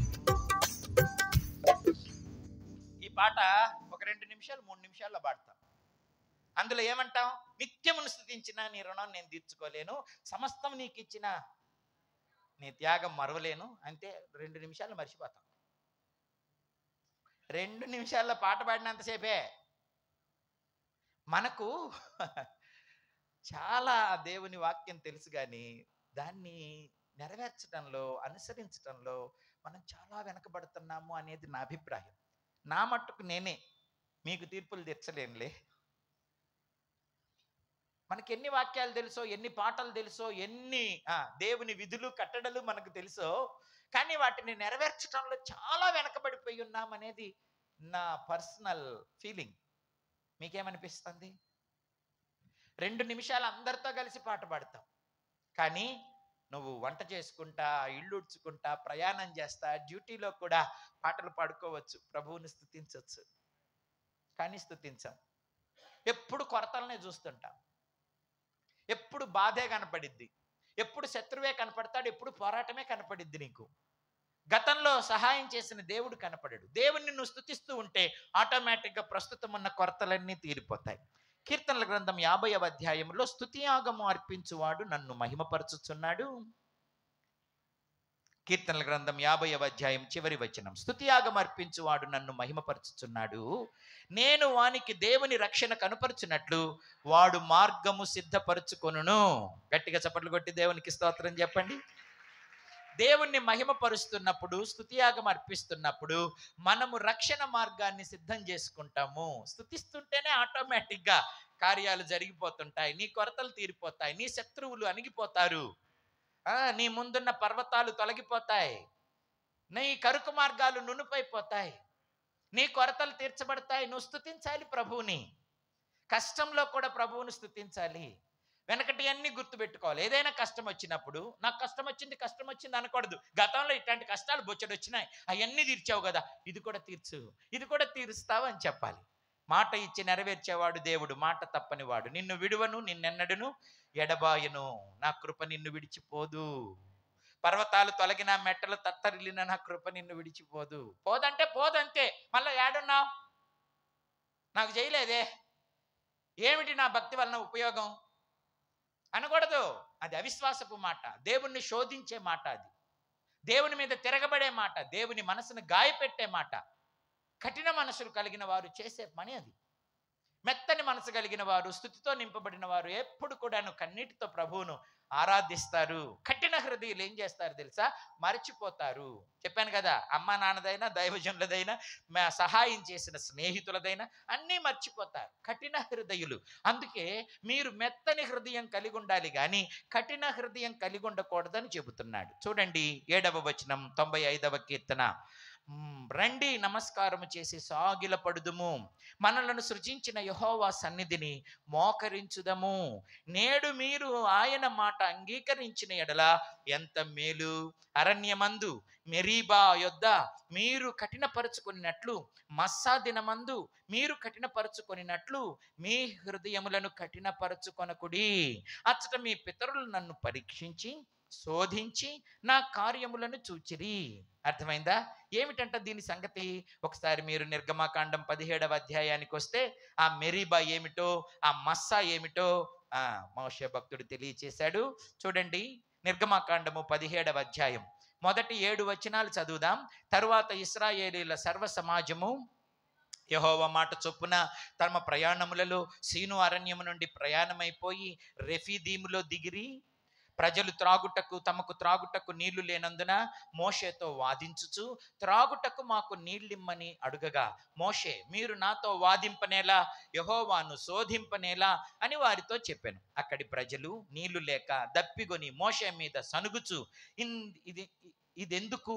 మమ్మును మా పిల్లలను మా పశువులను దప్పి చేత చంపుటకు ఐగుప్తులో నుండి ఇక్కడికి తీసుకొని వచ్చి తిరనిరి. అప్పుడు మోషే యెహోవాకు మొర్రపెట్టుచు, ఈ ప్రజలను నేనేమి చేయుదును? కొంతసేపటికి నన్ను రాళ్లతో కొట్టి చంపుదురనెను. అందుకు యెహోవా, నీవు ఇశ్రాయేలీల పెద్దలలో కొందరిని తీసుకొని ప్రజలకు ముందుగా పొమ్ము. నీవు నదిని కొట్టిన నీ కర్రను చేత పట్టుకొని పొమ్ము. ఇదిగో అక్కడ హోరేబులోని బండ మీద నేను నీకు ఎదురుగా నిలిచెదను. నీవు ఆ బండను కొట్టగా ప్రజలు త్రాగుటకు దానిలో నుండి నీళ్లు బయలుదేరునని మోషేతో సెలవీయగా, మోషే ఇశ్రాయేలీయుల పెద్దల కన్నుల ఎదుట అట్లు చేసెను. అప్పుడు ఇశ్రాయేలీయులు చేసిన వాదమును బట్టి యెహోవా మన మధ్య ఉన్నాడో లేడో అని వారు యెహోవాను శోధించుటను బట్టి అతడు ఆ చోటికి మస్సా అనియు మెరీబా అనియు పేర్లు పెట్టెను. మస్సా అంటే అర్థం శోధించుట, మెరీబా అంటే అర్థం ఫుట్ నోట్లో వాదము. ఎవరితో వాదం? దేవునితో, దేవుని సేవకులతో వాదం పనికిరాదు. భర్తతో భార్యతో వాదం పనికిరాదు. దప్పికైందా, కొరత వచ్చిందా, సమస్య వచ్చిందా, ప్రార్థించాలి, స్తుతించాలి, అంతే. అంతేగాని నీ వల్ల నా బతుకెట్ట అయిపోయింది, నీ వల్ల నా బతుకెట్ట అయిపోయింది, అసలు మీ కడుపున పుట్టకపోతే బాగుండు, ఈ సంఘంలో ఉన్న ఉపయోగం లేదు, సంఘానికి వచ్చిన దేవుని నమ్ముకున్న నా కష్టాలు ఏం తీరట్లేదు, లోకంలో ఉంటేనే బాగుంది, దేవుడి దగ్గరికి వచ్చి నాకు ఒరిగిందేమిటి అంటే నువ్వు శోధిస్తున్నావు, దేవునితో వాదిస్తున్నావు. శోధన దేవునికి ఇష్టం లేదు, సనుగుడు దేవునికి ఇష్టం లేదు, శపించుకోవటం దేవునికి ఇష్టం లేదు. మమ్మల్ని మా పిల్లల్ని చంపటానికి తెచ్చావా ఇక్కడికి దప్పిక చేత? అంత మాట అవసరమా? చాలాసార్లు ఈ జీవన ప్రయాణంలో మనం కూడా విసిగిపోతాం. పొద్దాకల చావు చావు చావు అనుకుంటుంటాం. నేను నా పిల్లలు చస్తాంలే, నేను చస్తాలే, ఎప్పుడు భర్తతో నేను చస్తాను. కొన్నిసార్లు భర్తలు కూడా బెదిరిస్తుంటారు, నేను చస్తేప్పుడు రోడ్డును పడతారు మీరందరూ, చంపుకొని తింటున్నారు నన్ను, నేను చస్తే పేడ వదిలిపోద్ది, అప్పుడు తిందురు కానీ పాముకొని అంటుంటారు. చావును తలుచుకోకూడదు, నీవు బ్రతకాలి. దావీదు భక్తుడు ఏమన్నాడు? నేను చావను, నేను దేవుని కార్యాలను సజీవుడినై వివరిస్తానన్నాడు. చప్పట్లు కొట్టి దేవునికి స్తోత్రం చెప్ప. ఇప్పుడు అమ్మా నాన్న చస్తా అంటే, అమ్మా నాన్న చస్తా అంటే పిల్లలు కూడా నేను చస్తానంటారు. 10 మార్కులు తగ్గితే నేను చస్తానంటారు, ఇంటర్వ్యూ ఫెయిల్ అయితే నేను చస్తానంటారు. ఒకడెవడో మ్యాచ్ ఫిక్స్ అవ్వలేదని చచ్చిపోయాడంట ఆత్మహత్య చేసుకొని. 2 మ్యాచ్లు చూశాడంట పెళ్లి కోసం, 2 మ్యాచ్లు సెట్ అవ్వలేదట. అనంతపురం జిల్లా వాడు సూసైడ్ చేసుకొని చచ్చిపోయాడు. ఎందుకని? 2 మ్యాచ్లకు వెళ్తే 2 మ్యాచ్లు సెట్ అవ్వలేదని. 2 కాకపోతే 10 చూడు, లోకం గొడ్డుపోయిందా? వాళ్ళిద్దరు నచ్చకపోతే ఇంకొకటి నచ్చరు. ప్రయత్నం చేయాలి కానీ చచ్చిపోవటం ఏంటండి? పరీక్షల్లో మార్కులు తక్కువైతే చచ్చిపోవటం ఏంటి? ఇంటర్వ్యూ రాకపోతే చచ్చిపోవటం ఏంటి? సీటు రాకపోతే చచ్చిపోవటం ఏంటి? ఎప్పుడు చావు చావు చావు. మన దేవుడు జీవాధిపతి, జీవింపచేయువాడు, జయమిచ్చువాడు. ఓసారి రాకపోతే మరలా ఇంకోసారి వస్తుంది, ఓ సమస్య వస్తుంది, తీరిపోతుంది. ఎన్ని సమస్యలు గతంలో తీర్చలేదు దేవుడు? సనుగుడు మంచిది కాదు. దేవుని మీద కానీ, ఇంట్లో వారి మీద కానీ, దైవజనుల మీద కానీ సనగకూడదు, గొనగకూడదు, నిన్ను నీవు శపించుకోకూడదు, నీ పిల్లల మీదకి కూడా శాపం తీసుకురాకూడదు. నీ నోటి మాట నీకు జరుగుద్ది, నువ్వు అన్నట్టుగానే నీకు జరుగుద్ది. అర్థమవుతుందా? అనకూడదు. ఎప్పుడు శుభమే పలకాలి, ఎప్పుడు జయమే పలకాలి. అందుకే కుండలన్నీ నిండుకుపోయినాయి అంటారు. అంటే కుండలన్నీ ఖాళీ అయినాయి అని అర్థం. ఖాళీ అయినాయి అనకూడదని పెద్దోళ్ళు ఏం చెప్పారనంటే, కుండలు నిండుకుపోయినాయి అనండి అన్నారు. నిండుకుపోయినాయి అంటే నిండా ఉండటం కదా, కానీ నిండుకుపోయిందంటే అర్థం ఖాళీ అయిపోయిందని అర్థం.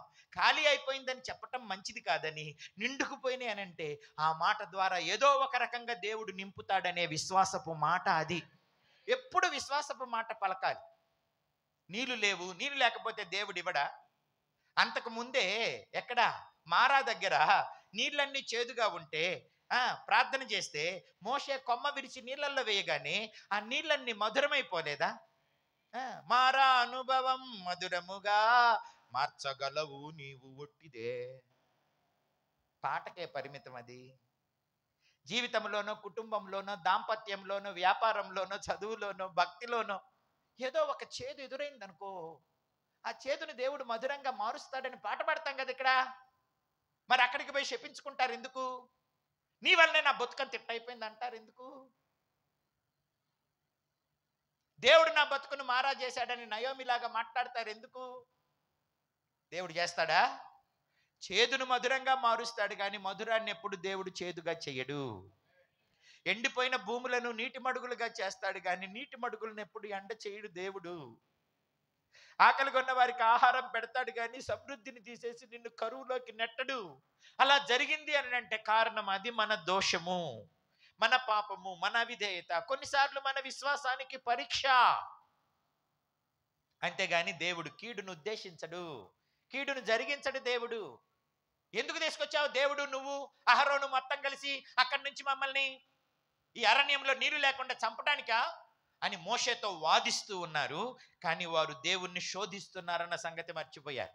నేను మీతో చెబుతున్నా, దైవజనుడితో మీరు వాదిస్తే దేవుణ్ణి శోధించినట్లే. వాదించొద్దు. నీ భాగస్వామితో తల్లిదండ్రులతో వాదించొద్దు. మరి ఏం చేయాలి? ప్రార్థించు, స్తుతించు, ఆరాధించు. దేవుడే పరిస్థితులను మార్చివేస్తాడు.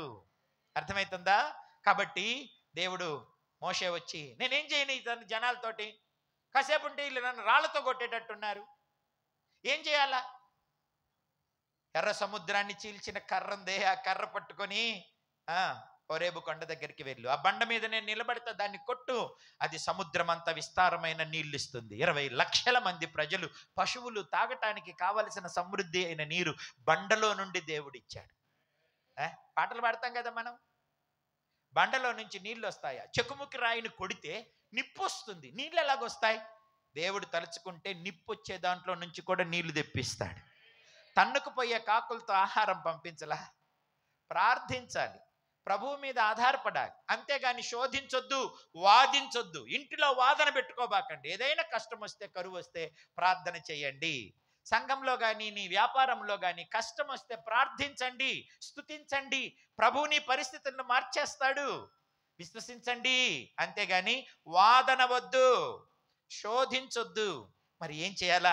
ఆ క్రింద ఒక అద్భుతమైన సంఘటన ఉంది, అది కూడా ఒకసారి చదువుదాం. చూడండి, 8వ వచనం నుండి 16వ వచనం వరకు. తరువాత అమాలేకీయులు వచ్చి రెఫీదీములో ఇశ్రాయేలీయులతో యుద్ధం చేయగా, ఎప్పుడు? ఈ నీళ్ళని తాగిన తర్వాత మోషే యెహోషువతో, మన కొరకు మనుషులను ఏర్పరిచి వారిని తీసుకుని బయలు వెళ్ళి అమాలేకీయులతో యుద్ధము చేయుము. రేపు నేను దేవుని కర్రను చేతబట్టుకుని ఆ కొండ శిఖరము మీద నిలిచేదనెను. యెహోషువ మోషే తనతో చెప్పినట్లు చేసి అమాలేకీయులతో యుద్ధమాడెను. మోషే అహరోను హూరులను అనువారు ఆ కొండ శిఖరమునకెక్కిరి. మోషే తన చెయ్యి పైకెత్తినప్పుడు ఇశ్రాయేలీయులు గెలిచిరి. మోషే తన చెయ్యి దింపినప్పుడు అమాలేకీయులు గెలిచిరి. మోషే చేతులు బరువెక్కగా వారు ఒక రాయి తీసుకుని వచ్చి అతడు దాని మీద కూర్చుండుటకై దానిని వేసిరి. అహరోను హూరులను ఒకడు ఈ ప్రక్కను ఒకడు ఆ ప్రక్కను అతని చేతులను ఆదుకొనగా అతని చేతులు సూర్యుడు అస్తమించు వరకు నిలకడగా ఉండెను. అట్లు యెహోవా కత్తివాడి చేత అమాలేకీయుల రాజును అతని జనులను గెలిచెను. అప్పుడు యెహోవా మోషేతో ఇట్లనెను, నేను అమాలేకీయుల పేరు ఆకాశము క్రింద నుండకుండా బొత్తిగా తుడిచివేయుదును గనుక జ్ఞాపకార్థముగా గ్రంథములో దీనిని వ్రాసి యెహోషువాకు వినిపించుము. తరువాత మోషే ఒక బలిపీఠము కట్టి దానికి యెహోవా నిస్సి అని పేరు పెట్టెను. అమాలేకీయులు తమ చేతిని యెహోవా సింహాసనమునకు విరోధముగా ఎత్తిరి గనుక యెహోవాకు అమాలేకీయులతో తరతరముల వరకు యుద్ధమనెను. యెహోవా నిస్సి అని అంటే యెహోవా విజయమిచ్చువాడు. హూరు అహరోనులు ఏం చేశారట? అమాలేకీయుల యుద్ధంలో మోషే చేతిని పైకెత్తి పట్టుకున్నారట. కూర్చోటానికి రాయేసి చేతులు పైకెత్తి పట్టుకుంటే ఆయన పాపం కాసేపు ఎత్తితే బరువైపోతాయి కదా, దించితే అపజయం వస్తుందట, ఎత్తితే జయం వస్తుందట. అందుకని వారిద్దరు చేతులు ఎత్తి పట్టుకున్నారు. సంఘంలో విశ్వాసులంతా దైవజనుల చేతులను ఎత్తి పట్టుకోవాలి, అంతేగాని వాదించకూడదు, మూతులు ముడుచుకోకూడదు. అర్థమైందా? మీరు అట్లాంటి వారు కాదని నేను ప్రగాఢంగా నమ్ముతున్నా. నా నమ్మకం గట్టిదేనంటారా? నా నమ్మకం గట్టిదేనా? మూతులు ముడుచుకోబాకండి, వాదించబాకండి, సనుక్కోబాకండి, గొనుక్కోబాకండి. వాగ్దానాలు నెరవేరవు. మీరు బలపరచాలి, ఆదుకోవాలి, పైకెత్తి పట్టాలి. అప్పుడు దేవుడు జయమిస్తాడు, దేశమంతా జయమిస్తాడు, మీ కుటుంబం అంతా జయమిస్తాడు. దైవజనులు చేతులు ఎత్తి ప్రార్థన చేస్తే, కర్ర పట్టుకొని కొండెక్కితే ఆ కర్ర ఎవరు? ఆ కర్ర ప్రభు అయిన క్రీస్తుకు సాదృశ్యం. ఎర్ర సముద్రాన్ని చీల్చింది ఆ కర్రే. ఒక ఆయన కర్ర మీద పాట రాశాడు, కర్రా సజీవమైన కర్రా అని. ఏమిటా కర్ర? రాదా మీకు పాట? ఈసారి నెట్లో కొట్టి నేర్చుకోండి. కర్ర సజీవమైన కర్ర. ఆ కర్ర మోషే చేతిలో ఉంది. ఆ కర్ర యేసుక్రీస్తుకు సాదృశ్యం. ఆ కర్రే ఐగుప్తులో 10 అద్భుతాలు చేసింది. నైలు నీళ్లను రక్తంగా మార్చింది ఆ కర్రే. తూర్పు గాలిని కొడితే పేలుగా మారిపోయింది ఆ కర్రే. అది మార్చింది. ఎవరా కర్ర? అది ఉట్టి కర్ర, ఎండిపోయిన కర్ర కాదు. దేవుని చేతిలో ఉన్న సజీవమైన కర్రకు సాదృశ్యం, యేసుక్రీస్తుకు సాదృశ్యమైన సజీవమైన కర్ర. ఎర్ర సముద్రాన్ని పాయలు చేసింది మోషే కాదు, చేతిలో ఉన్న కర్ర. నీవు ఎర్ర సముద్రాన్ని పాయలు చేసిన కర్ర ఉందే, ఆ కర్ర పట్టుకొని వెళ్ళి బండను కొట్టు, నీళ్ళు వస్తాయి. ఆ కర్ర పట్టుకొని కొండ మీదకి వెళ్ళి నిలవబడి అమాలేకుల మీద యుద్ధంగా జయం వస్తుంది అన్నాడు. ఆ కర్రే ఈరోజు నీకు నాకు ఊతమై ఉన్నాడు. ఆ ప్రభువు మీద ఆధారపడాలి. యాకోబు కూడా ఆ కర్ర పట్టుకొని ఏరు దాటాడు. సింగిల్ గా వస్తూ వస్తూ 2 సమూహాలుగా వచ్చాడు. ఈ కర్ర పట్టుకొని ఈ ఏరు ఒంటరిగా దాటా, ప్రాణ భయంతో అన్న తరుముతుంటే నన్ను ఇంత పెద్ద జనంగా చేశావు అన్నాడు. ఆ కర్రే నీకు కూడా తోడుంది.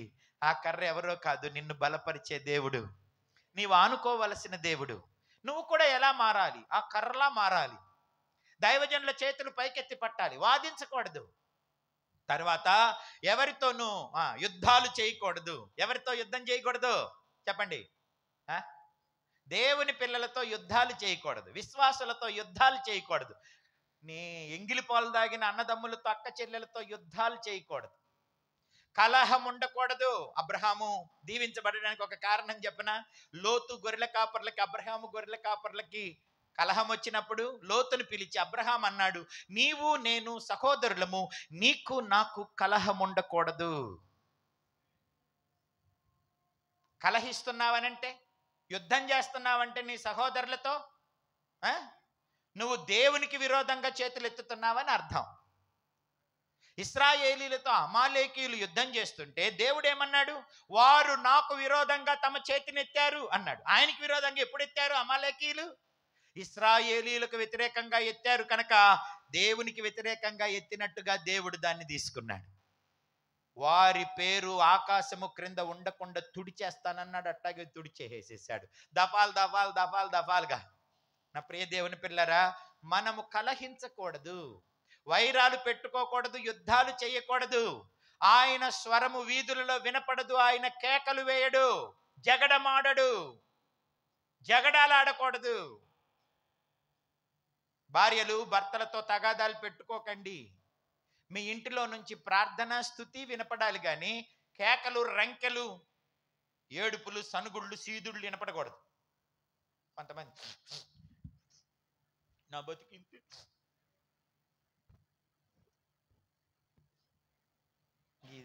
పోతా పోతా పిల్లలకు కూడా పోతారు, మంచాలకు పూసి, పిల్లలకు పూసి, బట్టలకు పూసుకొని ఆ ఏడ్చి సీదేటప్పుడు పిల్లాడు వచ్చాడని కాడికి కూడా పోతారు. కొంచెం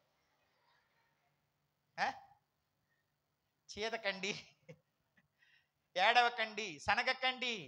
కొరత వస్తే ప్రార్థన చేయండి. వాగ్దానం ఇచ్చిన దేవుడున్నాడు, జయమిస్తాడు. భర్తతో వాదించకండి. అప్పులైతే వాదించొద్దు, సరేనా? సంపాదన పడిపోతే వాదించొద్దు, వ్యాపారంలో దెబ్బతింటే వాదించొద్దు, ఉద్యోగం కోల్పోతే వాదించొద్దు. వాదిస్తే ఏం చేస్తారు చెప్పండి? వాళ్ళు ఇంట్లో ఉండలేక, బయట ఉండలేక ఏమైనా చేసుకుంటారు, లేదా వదిలేసి వెళ్ళిపోతారు ఇంటిని. బాధ్యతలను విస్మరిస్తారు. విసిగించకండి. అక్కలకి, చెల్లెలకి, అమ్మలకి చదువుతున్నా, నా వయసుతో మీ వయసు ఏదైతే అది అనుకోండి. భర్తల్ని విసిగించకండి. ఇంట్లో వచ్చిన కొరతను బట్టి వాదించకండి. అర్థమైందా? ప్రార్థించండి, స్తుతించండి, ప్రభు కార్యాలు చేస్తాడు. ఎంగిల్ పాలు దాగురు అన్నదమ్ములు కూడా తన్నుకోబాకండి, కొట్టుకోబాకండి. కలహం కూడదు. అర్థమైందా? విశ్వాసికి అసమాధానం పనికిరాదు. వారు నీతో పాటు నిత్య జీవానికి వారసులు. మనమందరము సహోదరులము అని అంటే ఒకే ఉదరము నుండి వచ్చిన వారము, ఒకే ఉదరము నుండి వచ్చిన వారము. కులం వేరవచ్చు, ఆర్థిక స్థితిగతులు వేరవచ్చు, కానీ మనమందరం ఒక రక్తంలో కడగబడిన వారము. ఎవ్వరికి ఎవరితో విరోధం ఉండకూడదు, ఎవ్వరికి ఎవరితో విరోధం ఉండకూడదు. విశ్వాసులు ఎప్పుడు విరోధం పెట్టుకోబాకండి. మనుషులన్న తర్వాత మనస్మర్ధలు కలుగుతాయి, కానీ క్షమించుకొని వెళ్ళిపోవాలి, సర్దుకోవాలి. కానీ ఎప్పుడు పలుక్కోకుండా ఉండొద్దే, వందనాలు చెప్పకుండా ఉండొద్దు. మీరు సంఘంలో ఉన్న వారందరికీ వందనాలు చెప్పగలిగి ఉండాలి. కొన్నిసార్లు ఎక్కడో చిన్న సమస్య పిల్లల దగ్గర, ఎక్కడో వస్తుంది చిన్న సమస్య పనుల దగ్గర, ఆ అసమాధానాన్ని కొనసాగించకూడదు. వెంటనే క్షమాపణ చెప్పాలి. ఓకేనా? చిన్నప్పుడు నేను మా అక్క ఒకటే ఫైటింగ్, అసలు ఇట్లా పెట్టి గుద్దుతా, మామూలు గుద్దను, అసలు ఇట్లా పెట్టి గుద్దుతానంతే. పాపం నేను చిన్నోన్ని నన్ను కొట్టేది కాదు. నేను 16 సంవత్సరాలకు రక్షణ పొందిన తర్వాత మా అక్కే నాకు బెస్ట్ ఫ్రెండ్ అయిపోయింది. ఇప్పటికి కూడా బెస్ట్ ఫ్రెండే. ఇదివరకు ఆమె అన్ని లాక్కొని తినేవాడిని, ఆమె వస్తువులన్నీ పాడు చేసేవాడిని. ఇప్పుడు ఆమె వస్తువులన్నీ భద్రం చేస్తాను. ప్రతి బర్త్డేకి వెళ్ళి మా అక్కకి చీర కొనిచ్చేస్తాను. ప్రతి బర్త్డేకి మా అక్కకి చీర కొనిస్తా. నాకు ఒక చాక్లెట్ ఇచ్చినా సరే సగం తిని సగం అక్కకి ఇస్తా.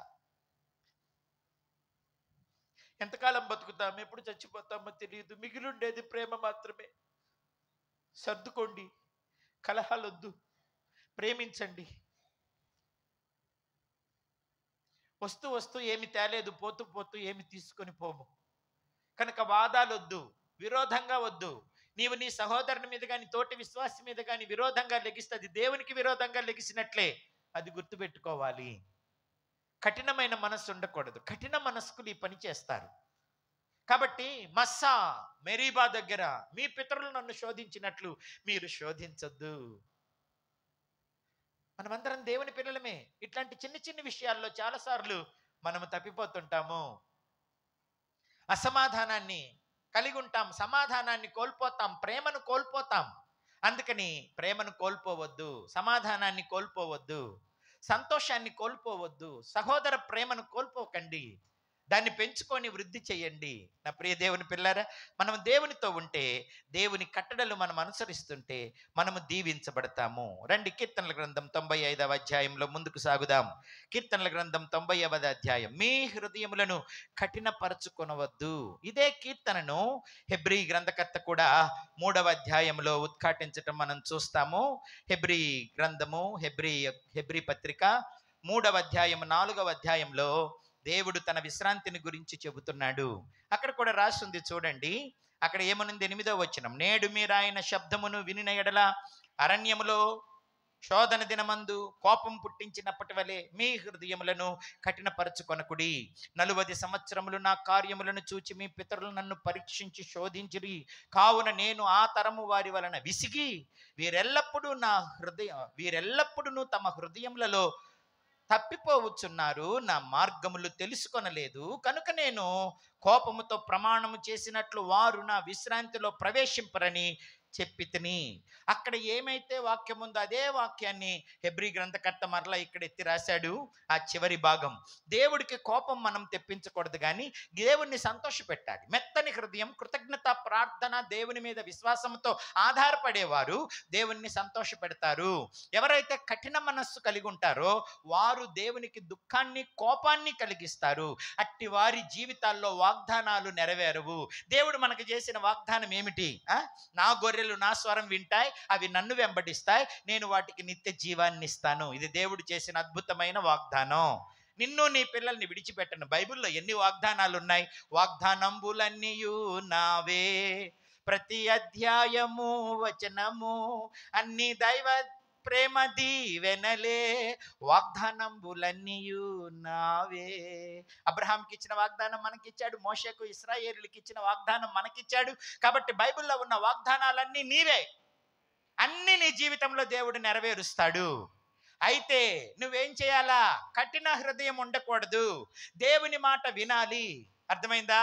హృదయంలో తప్పిపోకూడదు. ఇది ఒక ప్రమాదం. మీకు చెప్పనివ్వండి మరొక హెచ్చరిక. అదేమిటంటే 40 సంవత్సరాలు ఇశ్రాయేలీయులు దేవుని యొక్క మేఘస్తంభం క్రింద ఉన్నారు, అగ్నిస్తంభం క్రింద ఉన్నారు, పాములు తేళ్ల నుంచి సంరక్షించబడ్డారు, మన్నాతో పోషించబడ్డారు, బండ నుంచి నీళ్లు అనుగ్రహించబడ్డాయి, యుద్ధాల్లో దేవుడు జయమిచ్చాడు. కానీ హృదయంలో తప్పిపోయారు. దేవుని ప్రొవిజన్స్ అనుభవిస్తూనే దేవుని నుండి తప్పిపోయారు. కొన్నిసార్లు మనం ఏమనుకుంటామంటే, చక్కగా చదువుతున్నాం, మంచి ఉద్యోగం వస్తుంది, మంచి సంపాదన వస్తుంది, వెండి బంగారాలు వృద్ధి అయిపోతున్నాయి, మనము మన పిల్లలమందరము బాగున్నాము, ఇక దేవుడు బాగానే ఉన్నాడు మనతో అనుకుంటాం. కానీ దేవుడు కోపిస్తున్నాడు. దేవుడు మన హృదయాన్ని చూస్తాడు. నువ్వు మాట వినకపోతే వెంటనే నేను మన్నా పంపించను పో అండు, మేఘస్తంభం రాదు ఎండలో ఎండండి అండు, అగ్ని స్తంభాన్ని పంపను చీకట్లో చావండి అండు. అర్థమైందా? దేవుడు మనకిస్తూనే ఉంటాడు. ఇస్తున్నాడని దేవుడు నీతో బాగున్నాడు అనుకోవద్దు. చాలా మంది పాపంలో కొనసాగుతుంటారు, జగడాల్లో ఉంటారు, అవిధేయతలో ఉంటారు, తల్లిదండ్రులకు వ్యతిరేకంగా ఉంటారు, దైవజనుల మీద మనసు కష్టం పెట్టుకుంటారు, దేవునికి ఇవ్వవలసినవి ఇవ్వరు, దేవునికి ఇవ్వాల్సిన సమయం ఇవ్వరు. జగడాలతో ఉంటారు, కలహాలతో ఉంటారు, సనుగుడు గొనుగుడుతో ఉంటారు. దేవుడు నాతో బాగున్నాడు అనుకుంటావు, లేదు 40 సంవత్సరాలు వారితో దేవుడు బాగులేడు. అట్లాగని ప్రొవిజన్స్ ఇవ్వలేదా? ఇచ్చాడు. నడిపించలేదా? శత్రువుల మీద జయం ఇవ్వలేదా? పోషించలేదా? బట్టలు మాసినాయా? కాళ్ళు వాసినాయా? చెప్పులు అరిగినాయా? ఈ అద్భుతాలన్నీ జరుగుతూనే ఉన్నాయి. శారీరకంగా దేవుడు ఇచ్చేవి ఇస్తూనే ఉన్నాడు, కానీ వారి హృదయం మాత్రం తప్పిపోయింది. నా తల్లులుగా, తండ్రులుగా, నా చెల్లెలుగా, అక్కలుగా, సహోదరులుగా మీ అందరినీ నేను ఒక్క మాట అడుగుతున్నాను. నీ హృదయం దేవుని వాక్యాన్ని అనుసరించి నడుచుకుంటుందా లేదా చూడు. నెల నెల జీతం వస్తే, ఆరోగ్యం ఉంటే, పిల్లలు మీరు బాగుంటే ఇక అంతా బాగున్నాను అనుకోవద్దు. లోతుగా పరీక్ష చేసుకో. దేవుని వాక్య ప్రకారం దైవజనుల నోట దేవుడు చెప్పినట్లుగా నేను చేస్తున్నానా లేదా అన్నది పరీక్ష చేసుకోవాలి. అవిధేయులై వారు అరణ్యములో రాలిపోయారు. ఎవరు వాగ్దాన దేశంలో విశ్రాంతిలో ప్రవేశించలేదు. మనకు కూడా విశ్రాంతి నిలిచి ఉన్నది. ఇశ్రాయేలీయులకు పాలు తేనెలు ప్రవహించు కనానును దేవుడు విశ్రాంతి స్థలముగా వాగ్దానం ఇచ్చినట్లు మనకు పరలోకాన్ని వాగ్దానం చేశాడు. అదే మనం 3వ అధ్యాయం 4వ అధ్యాయంలో మనం చదువుతాం. 4వ అధ్యాయ ప్రారంభం ఒకసారి చూడండి. ఆయన యొక్క విశ్రాంతిలో ప్రవేశించుదమని వాగ్దానం ఇంకా నిలిచి ఉండగా మీలో ఎవడైనను ఒకవేళ ఆ వాగ్దానం పొందకుండా తప్పిపోవునేమో అని భయము కలిగి ఉందము. వారికి ప్రకటింపబడినట్లు మనకు సువార్త ప్రకటింపబడెను గాని వారు వినిన వారితో విశ్వాసం గలవారై కలిసి ఉండలేదు గనుక విన్న వాక్యము వారికి నిష్ప్రయోజనమైనదాయను. కాగా జగదుత్పత్తి వేయబడినప్పుడే ఆయన కార్యములన్నీ సంపూర్ణమై ఉన్నవి. ఈ విశ్రాంతిని గూర్చి నేను కోపముతో ప్రమాణము చేసినట్లు వారు నా విశ్రాంతిలో ప్రవేశింపరు అని ఆయన చెప్పిన మాటను అనుసరించి విశ్వాసులమైన మనకు ఆ విశ్రాంతిలో ప్రవేశించుచున్నాము. కాబట్టి కోపం తెప్పించొద్దు, దేవుని మాటకు లోబడాలి. ఆ వాక్యం అంతా మీరు ఇంటికి వెళ్ళినాక ఆ 4వ అధ్యాయం అంతా చదవండి. నా ప్రియ దేవుని పిల్లరా, దేవుని వాక్యములో మీరు నిలిచి ఉండాలి, గట్టిగా చేపట్టాలి అనంట. అంతము వరకు మనం ఒప్పుకున్నది మన రక్షణను కాపాడుకోవాలి. రక్షణను పోగొట్టుకోకూడదు. మందిరానికి వస్తుంటారు కొంతమంది, వాక్యానుసారంగా జీవించరు, జగడాలతో ఉంటారు, కొంత పాపానికి తావిస్తారు. కొరింథీయులకు రాసిన మొదటి పత్రికలో కూడా మాట ఒకటి ఉన్నది. ఆ మాట ఒకసారి మీరు చూడండి. కొరింథీయులకు రాసిన మొదటి పత్రిక 10వ అధ్యాయంలో పౌలు భక్తుడు ఏమంటున్నాడో, సహోదరులారా, ఈ సంగతి మీకు తెలియకుండుట నాకు ఇష్టం లేదు. అదేమనగా మన పితరులందరూ మేఘము క్రింద ఉండిరి, వారందరూ సముద్రములో నడిచిపోయిరి. అందరూ మోషేను బట్టి మేఘంలోను సముద్రంలోను బాప్తిస్మం పొందిరి. అందరూ ఆత్మ సంబంధమైన ఒకే ఆహారం భుజించిరి. అందరూ ఆత్మ సంబంధమైన ఒకే పానీయమును పానము చేసిరి. ఏలయనగా తమ్మును వెంబడించిన ఆత్మ సంబంధమైన బండలోనిది త్రాగిరి, ఆ బండ క్రీస్తే. అయితే వారిలో ఎక్కువ మంది దేవునికి ఇష్టలుగా ఉండకపోయిరి గనుక అరణ్యములో సంహరింపబడిరి. వారు ఆశించిన ప్రకారము మనము చెడ్డవాటిని ఆశించకుండునట్లు ఈ సంగతులు మనకు దృష్టాంతములుగా ఉన్నవి. జనులు తినుటకును త్రాగుటకును కూర్చుండి ఆడుటకు లేచిరి అని వ్రాయబడినట్లు వారిలో కొందరి వలె మీరు విగ్రహారాధకులై ఉండకుడి. మరియు వారి వలె మనము వ్యభిచరింపక ఉందము. వారిలో కొందరు వ్యభిచరించి నందున ఒక్క దినముననే 23,000 మంది కూలిరి. మనము ప్రభువును శోధింపక ఉందుము. వారిలో కొందరు శోధించి సర్పం వలన నశించిరి. మీరు సనుగకుడి. వారిలో కొందరు సనిగి సంహారకుని చేత నశించిరి. ఈ సంగతులు దృష్టాంతముగా వారికి సంభవించి యుగాంతమందున్న మనకు బుద్ధి కలుగుటకై వ్రాయబడెను. తాను నిలుచున్నానని తలంచుకొని వాడు పడకుండునట్లు జాగ్రత్తగా చూచుకోవాలి. అర్థమైందా? ఒకే బండలోనిది తాగి, ఒకే ఆహారం తిని, ఒకే బాప్తిస్మం తీసుకొని, ఒకే నాయకుడి చేత నడిపించబడుతూ కూడా దేవునికి ఇష్టలుగా లేరు వారు. నీకు లోకంలో అన్ని చక్కగా జరుగుతున్నాయి, నీ పిల్లలకి అన్ని సమకూడి జరుగుతున్నాయని, అదే దేవుని ఆశీర్వాదం, నేను దేవుడికి బాగుండబట్టే దేవుడు ఇవన్నీ నాకు చేస్తున్నాడు అని భ్రమపడద్దు ఎప్పుడు. నా జీవితంలో కూడా చాలా బలహీనతలున్నా దేవుడు నన్ను దీవించాడు, హెచ్చించాడు. కానీ ఒకరోజు దేవుని వాక్యపు వెలుగులో నా బలహీనతలు నాకు తేటగా అర్థమైనాయి. అవి కలుగజేస్తున్న నష్టము నాకు అర్థమైంది. అప్పుడు నేను దేవుని దగ్గర నా జీవితాన్ని సరిచేసుకున్నాను. దేవుని నమ్ముకున్నాకే, బాప్తిస్మం తీసుకున్నాకే కూడా నాలో చాలా బలహీనతలు ఉండినాయి. దేవుని దగ్గరికి వచ్చినప్పుడు దేవుని ఆత్మ వెలుగులో నేను దేవునికి ఎంత దుఃఖం కలుగజేస్తున్నానో, వాక్యం తెలిసి కూడా, రక్షణ కలిగి ఉండి కూడా నేను ఎంత దేవునికి వ్యతిరేకంగా ఉంటున్నానో నాకు అర్థమైనప్పుడు అవన్నీ ప్రభు దగ్గర ఒప్పుకున్నాను. ప్రభు వాటి మీద జయం ఇచ్చాడు. చప్పట్లు కొట్టి దేవునికి స్తోత్రం చెప్పాలి. కొంతమంది మందిరాలకు వస్తుంటారు, దేవుడు అంటే ఆరాధనే, పరిచర్యలో పాలుభాగస్తులుగా ఉంటారు, సెల్ ఫోనుల్లో అశ్లీల చిత్రాలు చూస్తుంటారు. అది ఎవరికి తెలియదు. వ్యర్థమైన వాటిని చూస్తుంటారు, డబుల్ మీనింగ్ మాటలను చూస్తుంటారు, ఆనందిస్తుంటారు. జబర్దస్తుల్లో వచ్చే డబుల్ మీనింగ్ మాటలన్నీ ఆనందిస్తుంటారు. అది దేవునికి ఇష్టం కాదు. ఆ వ్యభిచార సంబంధమైనవి దేవునికి ఇష్టం కాదు. పిల్లలు, యవనస్తులు, పెద్దలు తేడా ఏమీ లేదు. ఈ సెల్ ఫోన్ ఒంటరితనంలో నువ్వు ఎలా ఉపయోగిస్తున్నావో దేవుడు చూస్తాడు. నువ్వు పరీక్షల్లో పాస్ అవ్వచ్చు, ఉద్యోగం రావచ్చు, సంపాదన రావచ్చు, నీ వెండి బంగారాలు విస్తరించవచ్చు, కానీ నీ హృదయం దేవుని సన్నిధి నుంచి తప్పిపోయి ఉండొచ్చు. అర్థమవుతుందా? బలలో మనం పాలు పంపులు పొందొచ్చు, బాప్తిస్మం తీసుకొని ఉండొచ్చు, ఆరాధనలో ఉండొచ్చు, దేవుడు మనకు సహాయం చేస్తుండొచ్చు, కానీ హృదయంలో తప్పిపోయి ఉండొచ్చు. దేవుని ఆజ్ఞలు మనము మీరుండొచ్చు, అమ్మా నాన్నకు అవిధేయత చూపిస్తుండొచ్చు, సనుగుడిలో గొనుగుడిలో ఉండవచ్చు, విగ్రహ సంబంధమైన కార్యాల్లో స్నేహితుల కోసమో బంధువుల కోసమో మనం పాలు పంపులు పొందుతూ ఉండవచ్చు, దురాశలో ఉండవచ్చు, అవిధేయతలో ఉండవచ్చు, అపవిత్రమైన ప్రేమలలో ఉండవచ్చు, చెడిపోయిన తలంపులు కలిగి ఉండవచ్చు. నీ జీవితం నీకు తెలుసు, నా జీవితం నాకు తెలుసు. ఏదో శారీరకంగా అన్ని జరుగుతున్నాయని నేను బాగున్నాను అనుకుంటే పొరపాటు. వారు దేవుని యొక్క ప్రొవిజన్స్ అనుభవిస్తూ కూడా హృదయంలో తప్పిపోయినారు. నేను దేవుని సన్నిధిలో ఉండి కూడా తప్పిపోయినాను. నువ్వెలా ఉన్నావో పరీక్ష చేసుకోవాలి. విశ్వాసి, నీలో నీవే విమర్శ చేసుకోవాలి. వాగ్దానాలన్నీ మనవే. ఆ వాగ్దానాలన్నీ దేవుడు తప్పక నెరవేరుస్తాడు. 6 100 100 6 దేవుడు వాగ్దానాలు నెరవేరుస్తాడు. కానీ నీవు దేవుని మాట వినాలి, దేవునికి ఇష్టలుగా జీవించాలి. వారిలో అనేకులు దేవునికి ఇష్టలుగా జీవించలేదు. ఎవరు దేవునికి ఇష్టలు? ఎవరు దేవునికి ఇష్టలు? పరిశుద్ధత కలిగిన వాడు దేవునికి ఇష్టడు. విశ్వాసము విధేయత కలిగిన వారు దేవునికి ఇష్టలు. తమ భక్తిని దేవుని కనుదృష్టిలో సరిచేసుకునేవాడు దేవునికి ఇష్టడు.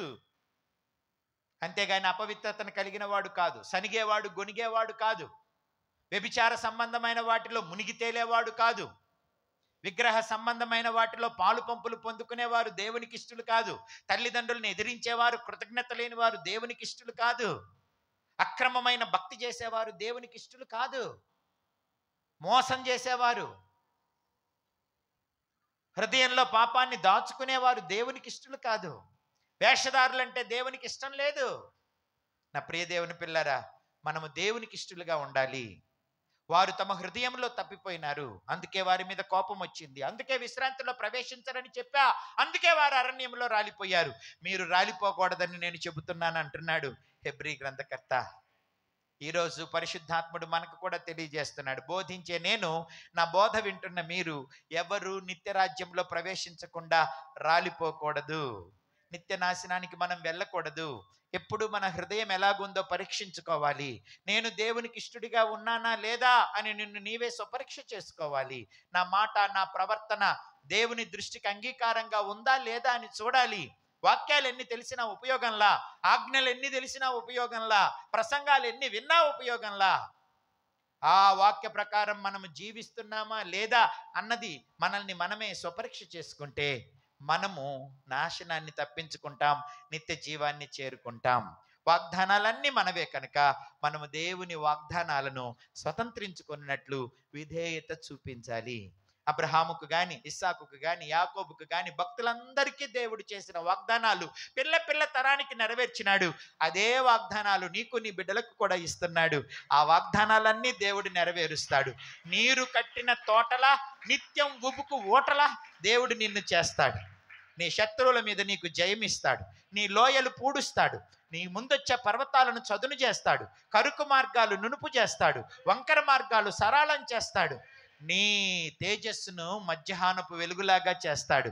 నీ సమస్యలన్నీ మబ్బు విడగొట్టినట్టు విడగొడతాడు. నీకు విరోధంగా రూపించబడిన ఏ ఆయుధాన్ని వర్ధిల్లనీయడు. నీకు వ్యతిరేకంగా లెగిసిన వారిని దేవుడు నిర్మూలం చేస్తాడు. అయితే నువ్వే దేవునికి వ్యతిరేకంగా లెగిస్తే ఎట్లా?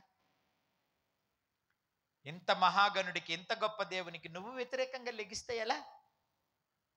నువ్వు వ్యతిరేకంగా లెగవద్దు, నువ్వు తిరగబడవద్దు, నువ్వు వాదించొద్దు, నువ్వు శోధించొద్దు దేవుణ్ణి. నువ్వు దేవునికి ఇష్టంగా ఉండు. దేవుడు నిన్ను దీవిస్తాడు, నిన్ను నడిపిస్తాడు, నీ ప్రార్థనలు ఆలకిస్తాడు, ఎన్ని అద్భుతాలైనా చేస్తాడు. ఒక అద్భుతం చెప్పి ఈ మాటలు నేను ముగిస్తా. అమెరికాలో ఒక ఆవిడ, పేదావిడ, ఒకప్పుడు డబ్బున్నదే కానీ అందరికీ డబ్బు పంచేసిందంట. ఎందుకంటే ఇద్దరు కొడుకులు చనిపోయారట. అందుకని డబ్బంతా పేదలకు పంచేసేసిందట. ఏ రోజుకు ఆ రోజు కష్టపడి పని చేసుకుంటుంది. ఖాళీగా ఉంటే అనారోగ్యం వచ్చేస్తుందని పని చేస్తూ ఉందట. పని చేసిగా వచ్చిన డబ్బు తాను ఉపయోగించుకొని మిగిలిన డబ్బు పేదలకి, బీదలకి, అనాథలకి ఇస్తుందట. ఒకరోజు ఎందుకో గుండెలో బలహీనంగా ఉంటే దగ్గరున్న లోకల్ డాక్టర్ దగ్గరికి వెళ్ళిందట. లోకల్ డాక్టర్ దగ్గరికి వెళ్తే డాక్టర్ గారు అన్నారట, నీకు రావాల్సిన జబ్బుగా అదే ఇది అన్నాడట. ఏంటంటే అని అంటే, బాగా డబ్బున్న వాళ్ళకి రావాల్సిన జబ్బు ఇది. ఇది డాక్టర్ రాబర్ట్ అని ఆయన మాత్రమే వైద్యం చేస్తాడు. ఆయన దగ్గరికి వెళ్ళాలంటే చాలా దూరం. ఆయన దగ్గర వైద్యం చూడ చాలా కాస్ట్. పర్మనెంట్గా, టెంపరీగా గుండె జబ్బు వచ్చినప్పుడు ప్రాణం పోకుండా మందిస్తాను, ఆ టాబ్లెట్ 4 కింద పెట్టుకు ఏదైనా గుండె నొప్పి వచ్చినప్పుడు ప్రయత్నం చేసుకొని డబ్బు సమకూర్చుకొని రాబర్ట్ గారి దగ్గరికి వెళ్ళు, ఆయన నీకు వైద్యం చేస్తాడు, నా వల్ల కాదని చెప్పితే ఆమె వచ్చేసి మోకరించి ప్రార్థన చేస్తుందంట, ప్రభువా నాకు రాకూడని జబ్బు నాకు ఎందుకు పెట్టా? నీ వాక్యాన్ని బట్టి నేను నా కొరకు డబ్బు కూర్చుకోకుండా ఏ రోజుకు ఆ రోజు కష్టపడి నా వరకు ఉపయోగించుకుంటా, మిగిలింది పేదలకు బీదలకు పెడుతూ నా సంపాదనలు ఇతరులకు పాలిభాగం ఇస్తున్నాను. నాకెట్లాగో వెనక కొడుకులు ఎవరు లేరు. ఈ ఇల్లు కూడా నేను చచ్చిపోతే పాడుగా విడవబడుతుంది. నేను నీ మాట విని నేను అన్నీ చేస్తూ ఉంటే ఇప్పుడు నాకెందుకు ఇంత ఇంత పెద్ద జబ్బు పెట్టావు? పెద్ద బాగా డబ్బున్న వాళ్ళకి రావాల్సిన జబ్బు నాకెందుకు పెట్టావు? పెట్టావంటే నీకు తెలియకుండానే వచ్చిందా? 3 పనులు చేయి ప్రభువా. 1, నా జబ్బన్నా నువ్వు బాగు చేయి దైవికమైన స్వస్థతతో, లేదా నన్ను డాక్టర్ రాబర్ట్ దగ్గర కన్నా తీసుకుపో. అర్థమైందా? అంత కావాల్సిన డబ్బు నాకు ఇవ్వు, లేదా నన్ను అసలు తీసుకుపో ఇక్కడి నుంచి. ఎక్కడి నుంచి? లోకంలో నుంచే. నేను ఎవరిని ఉద్ధరించాలా? పిల్లలు లేరు, వృద్ధురాలిని, ఇంకేం చూడాలా? నన్ను పరలోకమన్నా తీసుకెళ్ళిపో, లేదా దైవికంగా నన్ను డబ్బు అవసరం లేకుండా, మంద అవసరం లేకుండా స్వస్థపరచు, లేదా ఆ డబ్బిచ్చి డాక్టర్ రాబర్ట్ దగ్గర కన్నా పంపించు. ఏదో ఒకటి చేయమని 3 నెలలు ప్రార్థన చేసిందట. 3 నెలలు జవాబు లేదు. గుండె జబ్బు ఎక్కువైపోతుంది, నడవలేకపోతుంది, ఊపిరి పీల్చుకోలేకపోతుంది, ఇక లెగిసి పని కూడా చేయలేకపోతుందట. అందుకని 3 నెలలు ఎదురు చూసిన తర్వాత గట్టిగా ఉపవాసం ఉండి ఒక ప్రార్థన చేసింది. ఈ సాయంత్రం లోపు ఏదో ఒకటి తేల్చు. 3 నెలల నుంచి అడుగుతున్నా, ఏమి తెలుసవే? నేనేమి ఇక్కడ ఉంటానన్నానా? తీసుకెళ్తే తీసుకెళ్ళి, నేను ఉండలేకపోతున్నా, భరించలేకపోతున్నా, ఏదో ఒకటి సాయంత్రం లోపు తేల్చయ్యా అని ప్రార్థన చేస్తుందట. ఈలోపు పెద్ద గాలి వాన, పెద్ద సుడిగాలులు, ఉరుములు, మెరుపులు ప్రారంభమైనాయట. ఆ మెరుపుల్లో ఒక ఆయన వచ్చి తలుపు కొట్టాడట. ఆయన ఎవరు? ఒక స్టేట్ నుంచి ఇంకొక స్టేట్కి హెలికాప్టర్లో వెళ్తున్నాడట. బయలుదేరి వెళ్ళేటప్పుడు వాతావరణ కేంద్రం వాళ్ళని అడిగాడట, వాతావరణం బాగుందా, నేను వెళ్ళొచ్చా అని. వాళ్ళు గ్రీన్ సిగ్నల్ ఇచ్చారు, బాగానే ఉంది వెళ్ళమని. బయలుదేరిన ఒక అర్ధగంటకి మొత్తం అంతా మారిపోయింది డ్రమటిక్గా. అందుకని ఆ గాలికి హెలికాప్టర్లో ప్రయాణం చేయలేక, ఎక్కడైనా మైదానం ఉంటే చూసి దించరా దించరా అంటుంటే పైలట్ తీసుకొచ్చి ఒక మైదానం చూసి అక్కడ దించాడట. ఆ హెలికాప్టర్లో ఉండి తలుపులు వేసుకుంటే ఈ గాలికి హెలికాప్టర్ కూడా లెగిసిపోయేటట్లుంటే పైలట్ చెప్పాడంట, అయ్యా మీరు దగ్గరున్న ఏదో ఒక ఇంట్లోకి వెళ్ళండి, నేను ఈ హెలికాప్టర్ని ఎట్లా కంట్రోల్ చేస్తాను, ఉంటే ఉంటది పోతే పోద్ది, మీ ప్రాణం చాలా విలువైంది కదా అని అంటే గబగబా హెలికాప్టర్ దిగి పరిగెత్తుకుంటా వస్తుంటే మొట్టమొదటి ఇల్లు కనపడింది. ఆ ఇంటిని తలుపు కొట్టాడు. ఆ ఇల్లు ఈ ముసలావిడిల్లే. లోపలికి వెళ్తే, ఇంత వర్షంలో ఎట్లా వచ్చావయ్యా, ఏంటయ్యా అని అడుగుతుందట.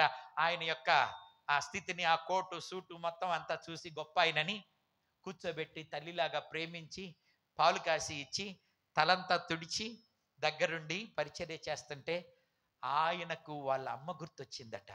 రీసెంట్గా వాళ్ళ అమ్మ చనిపోయిందట. అందుకని అమ్మలాగా చేర్చి ఆదరించి పరిచర్య చేస్తా ఉంటే ఆయనకు చాలా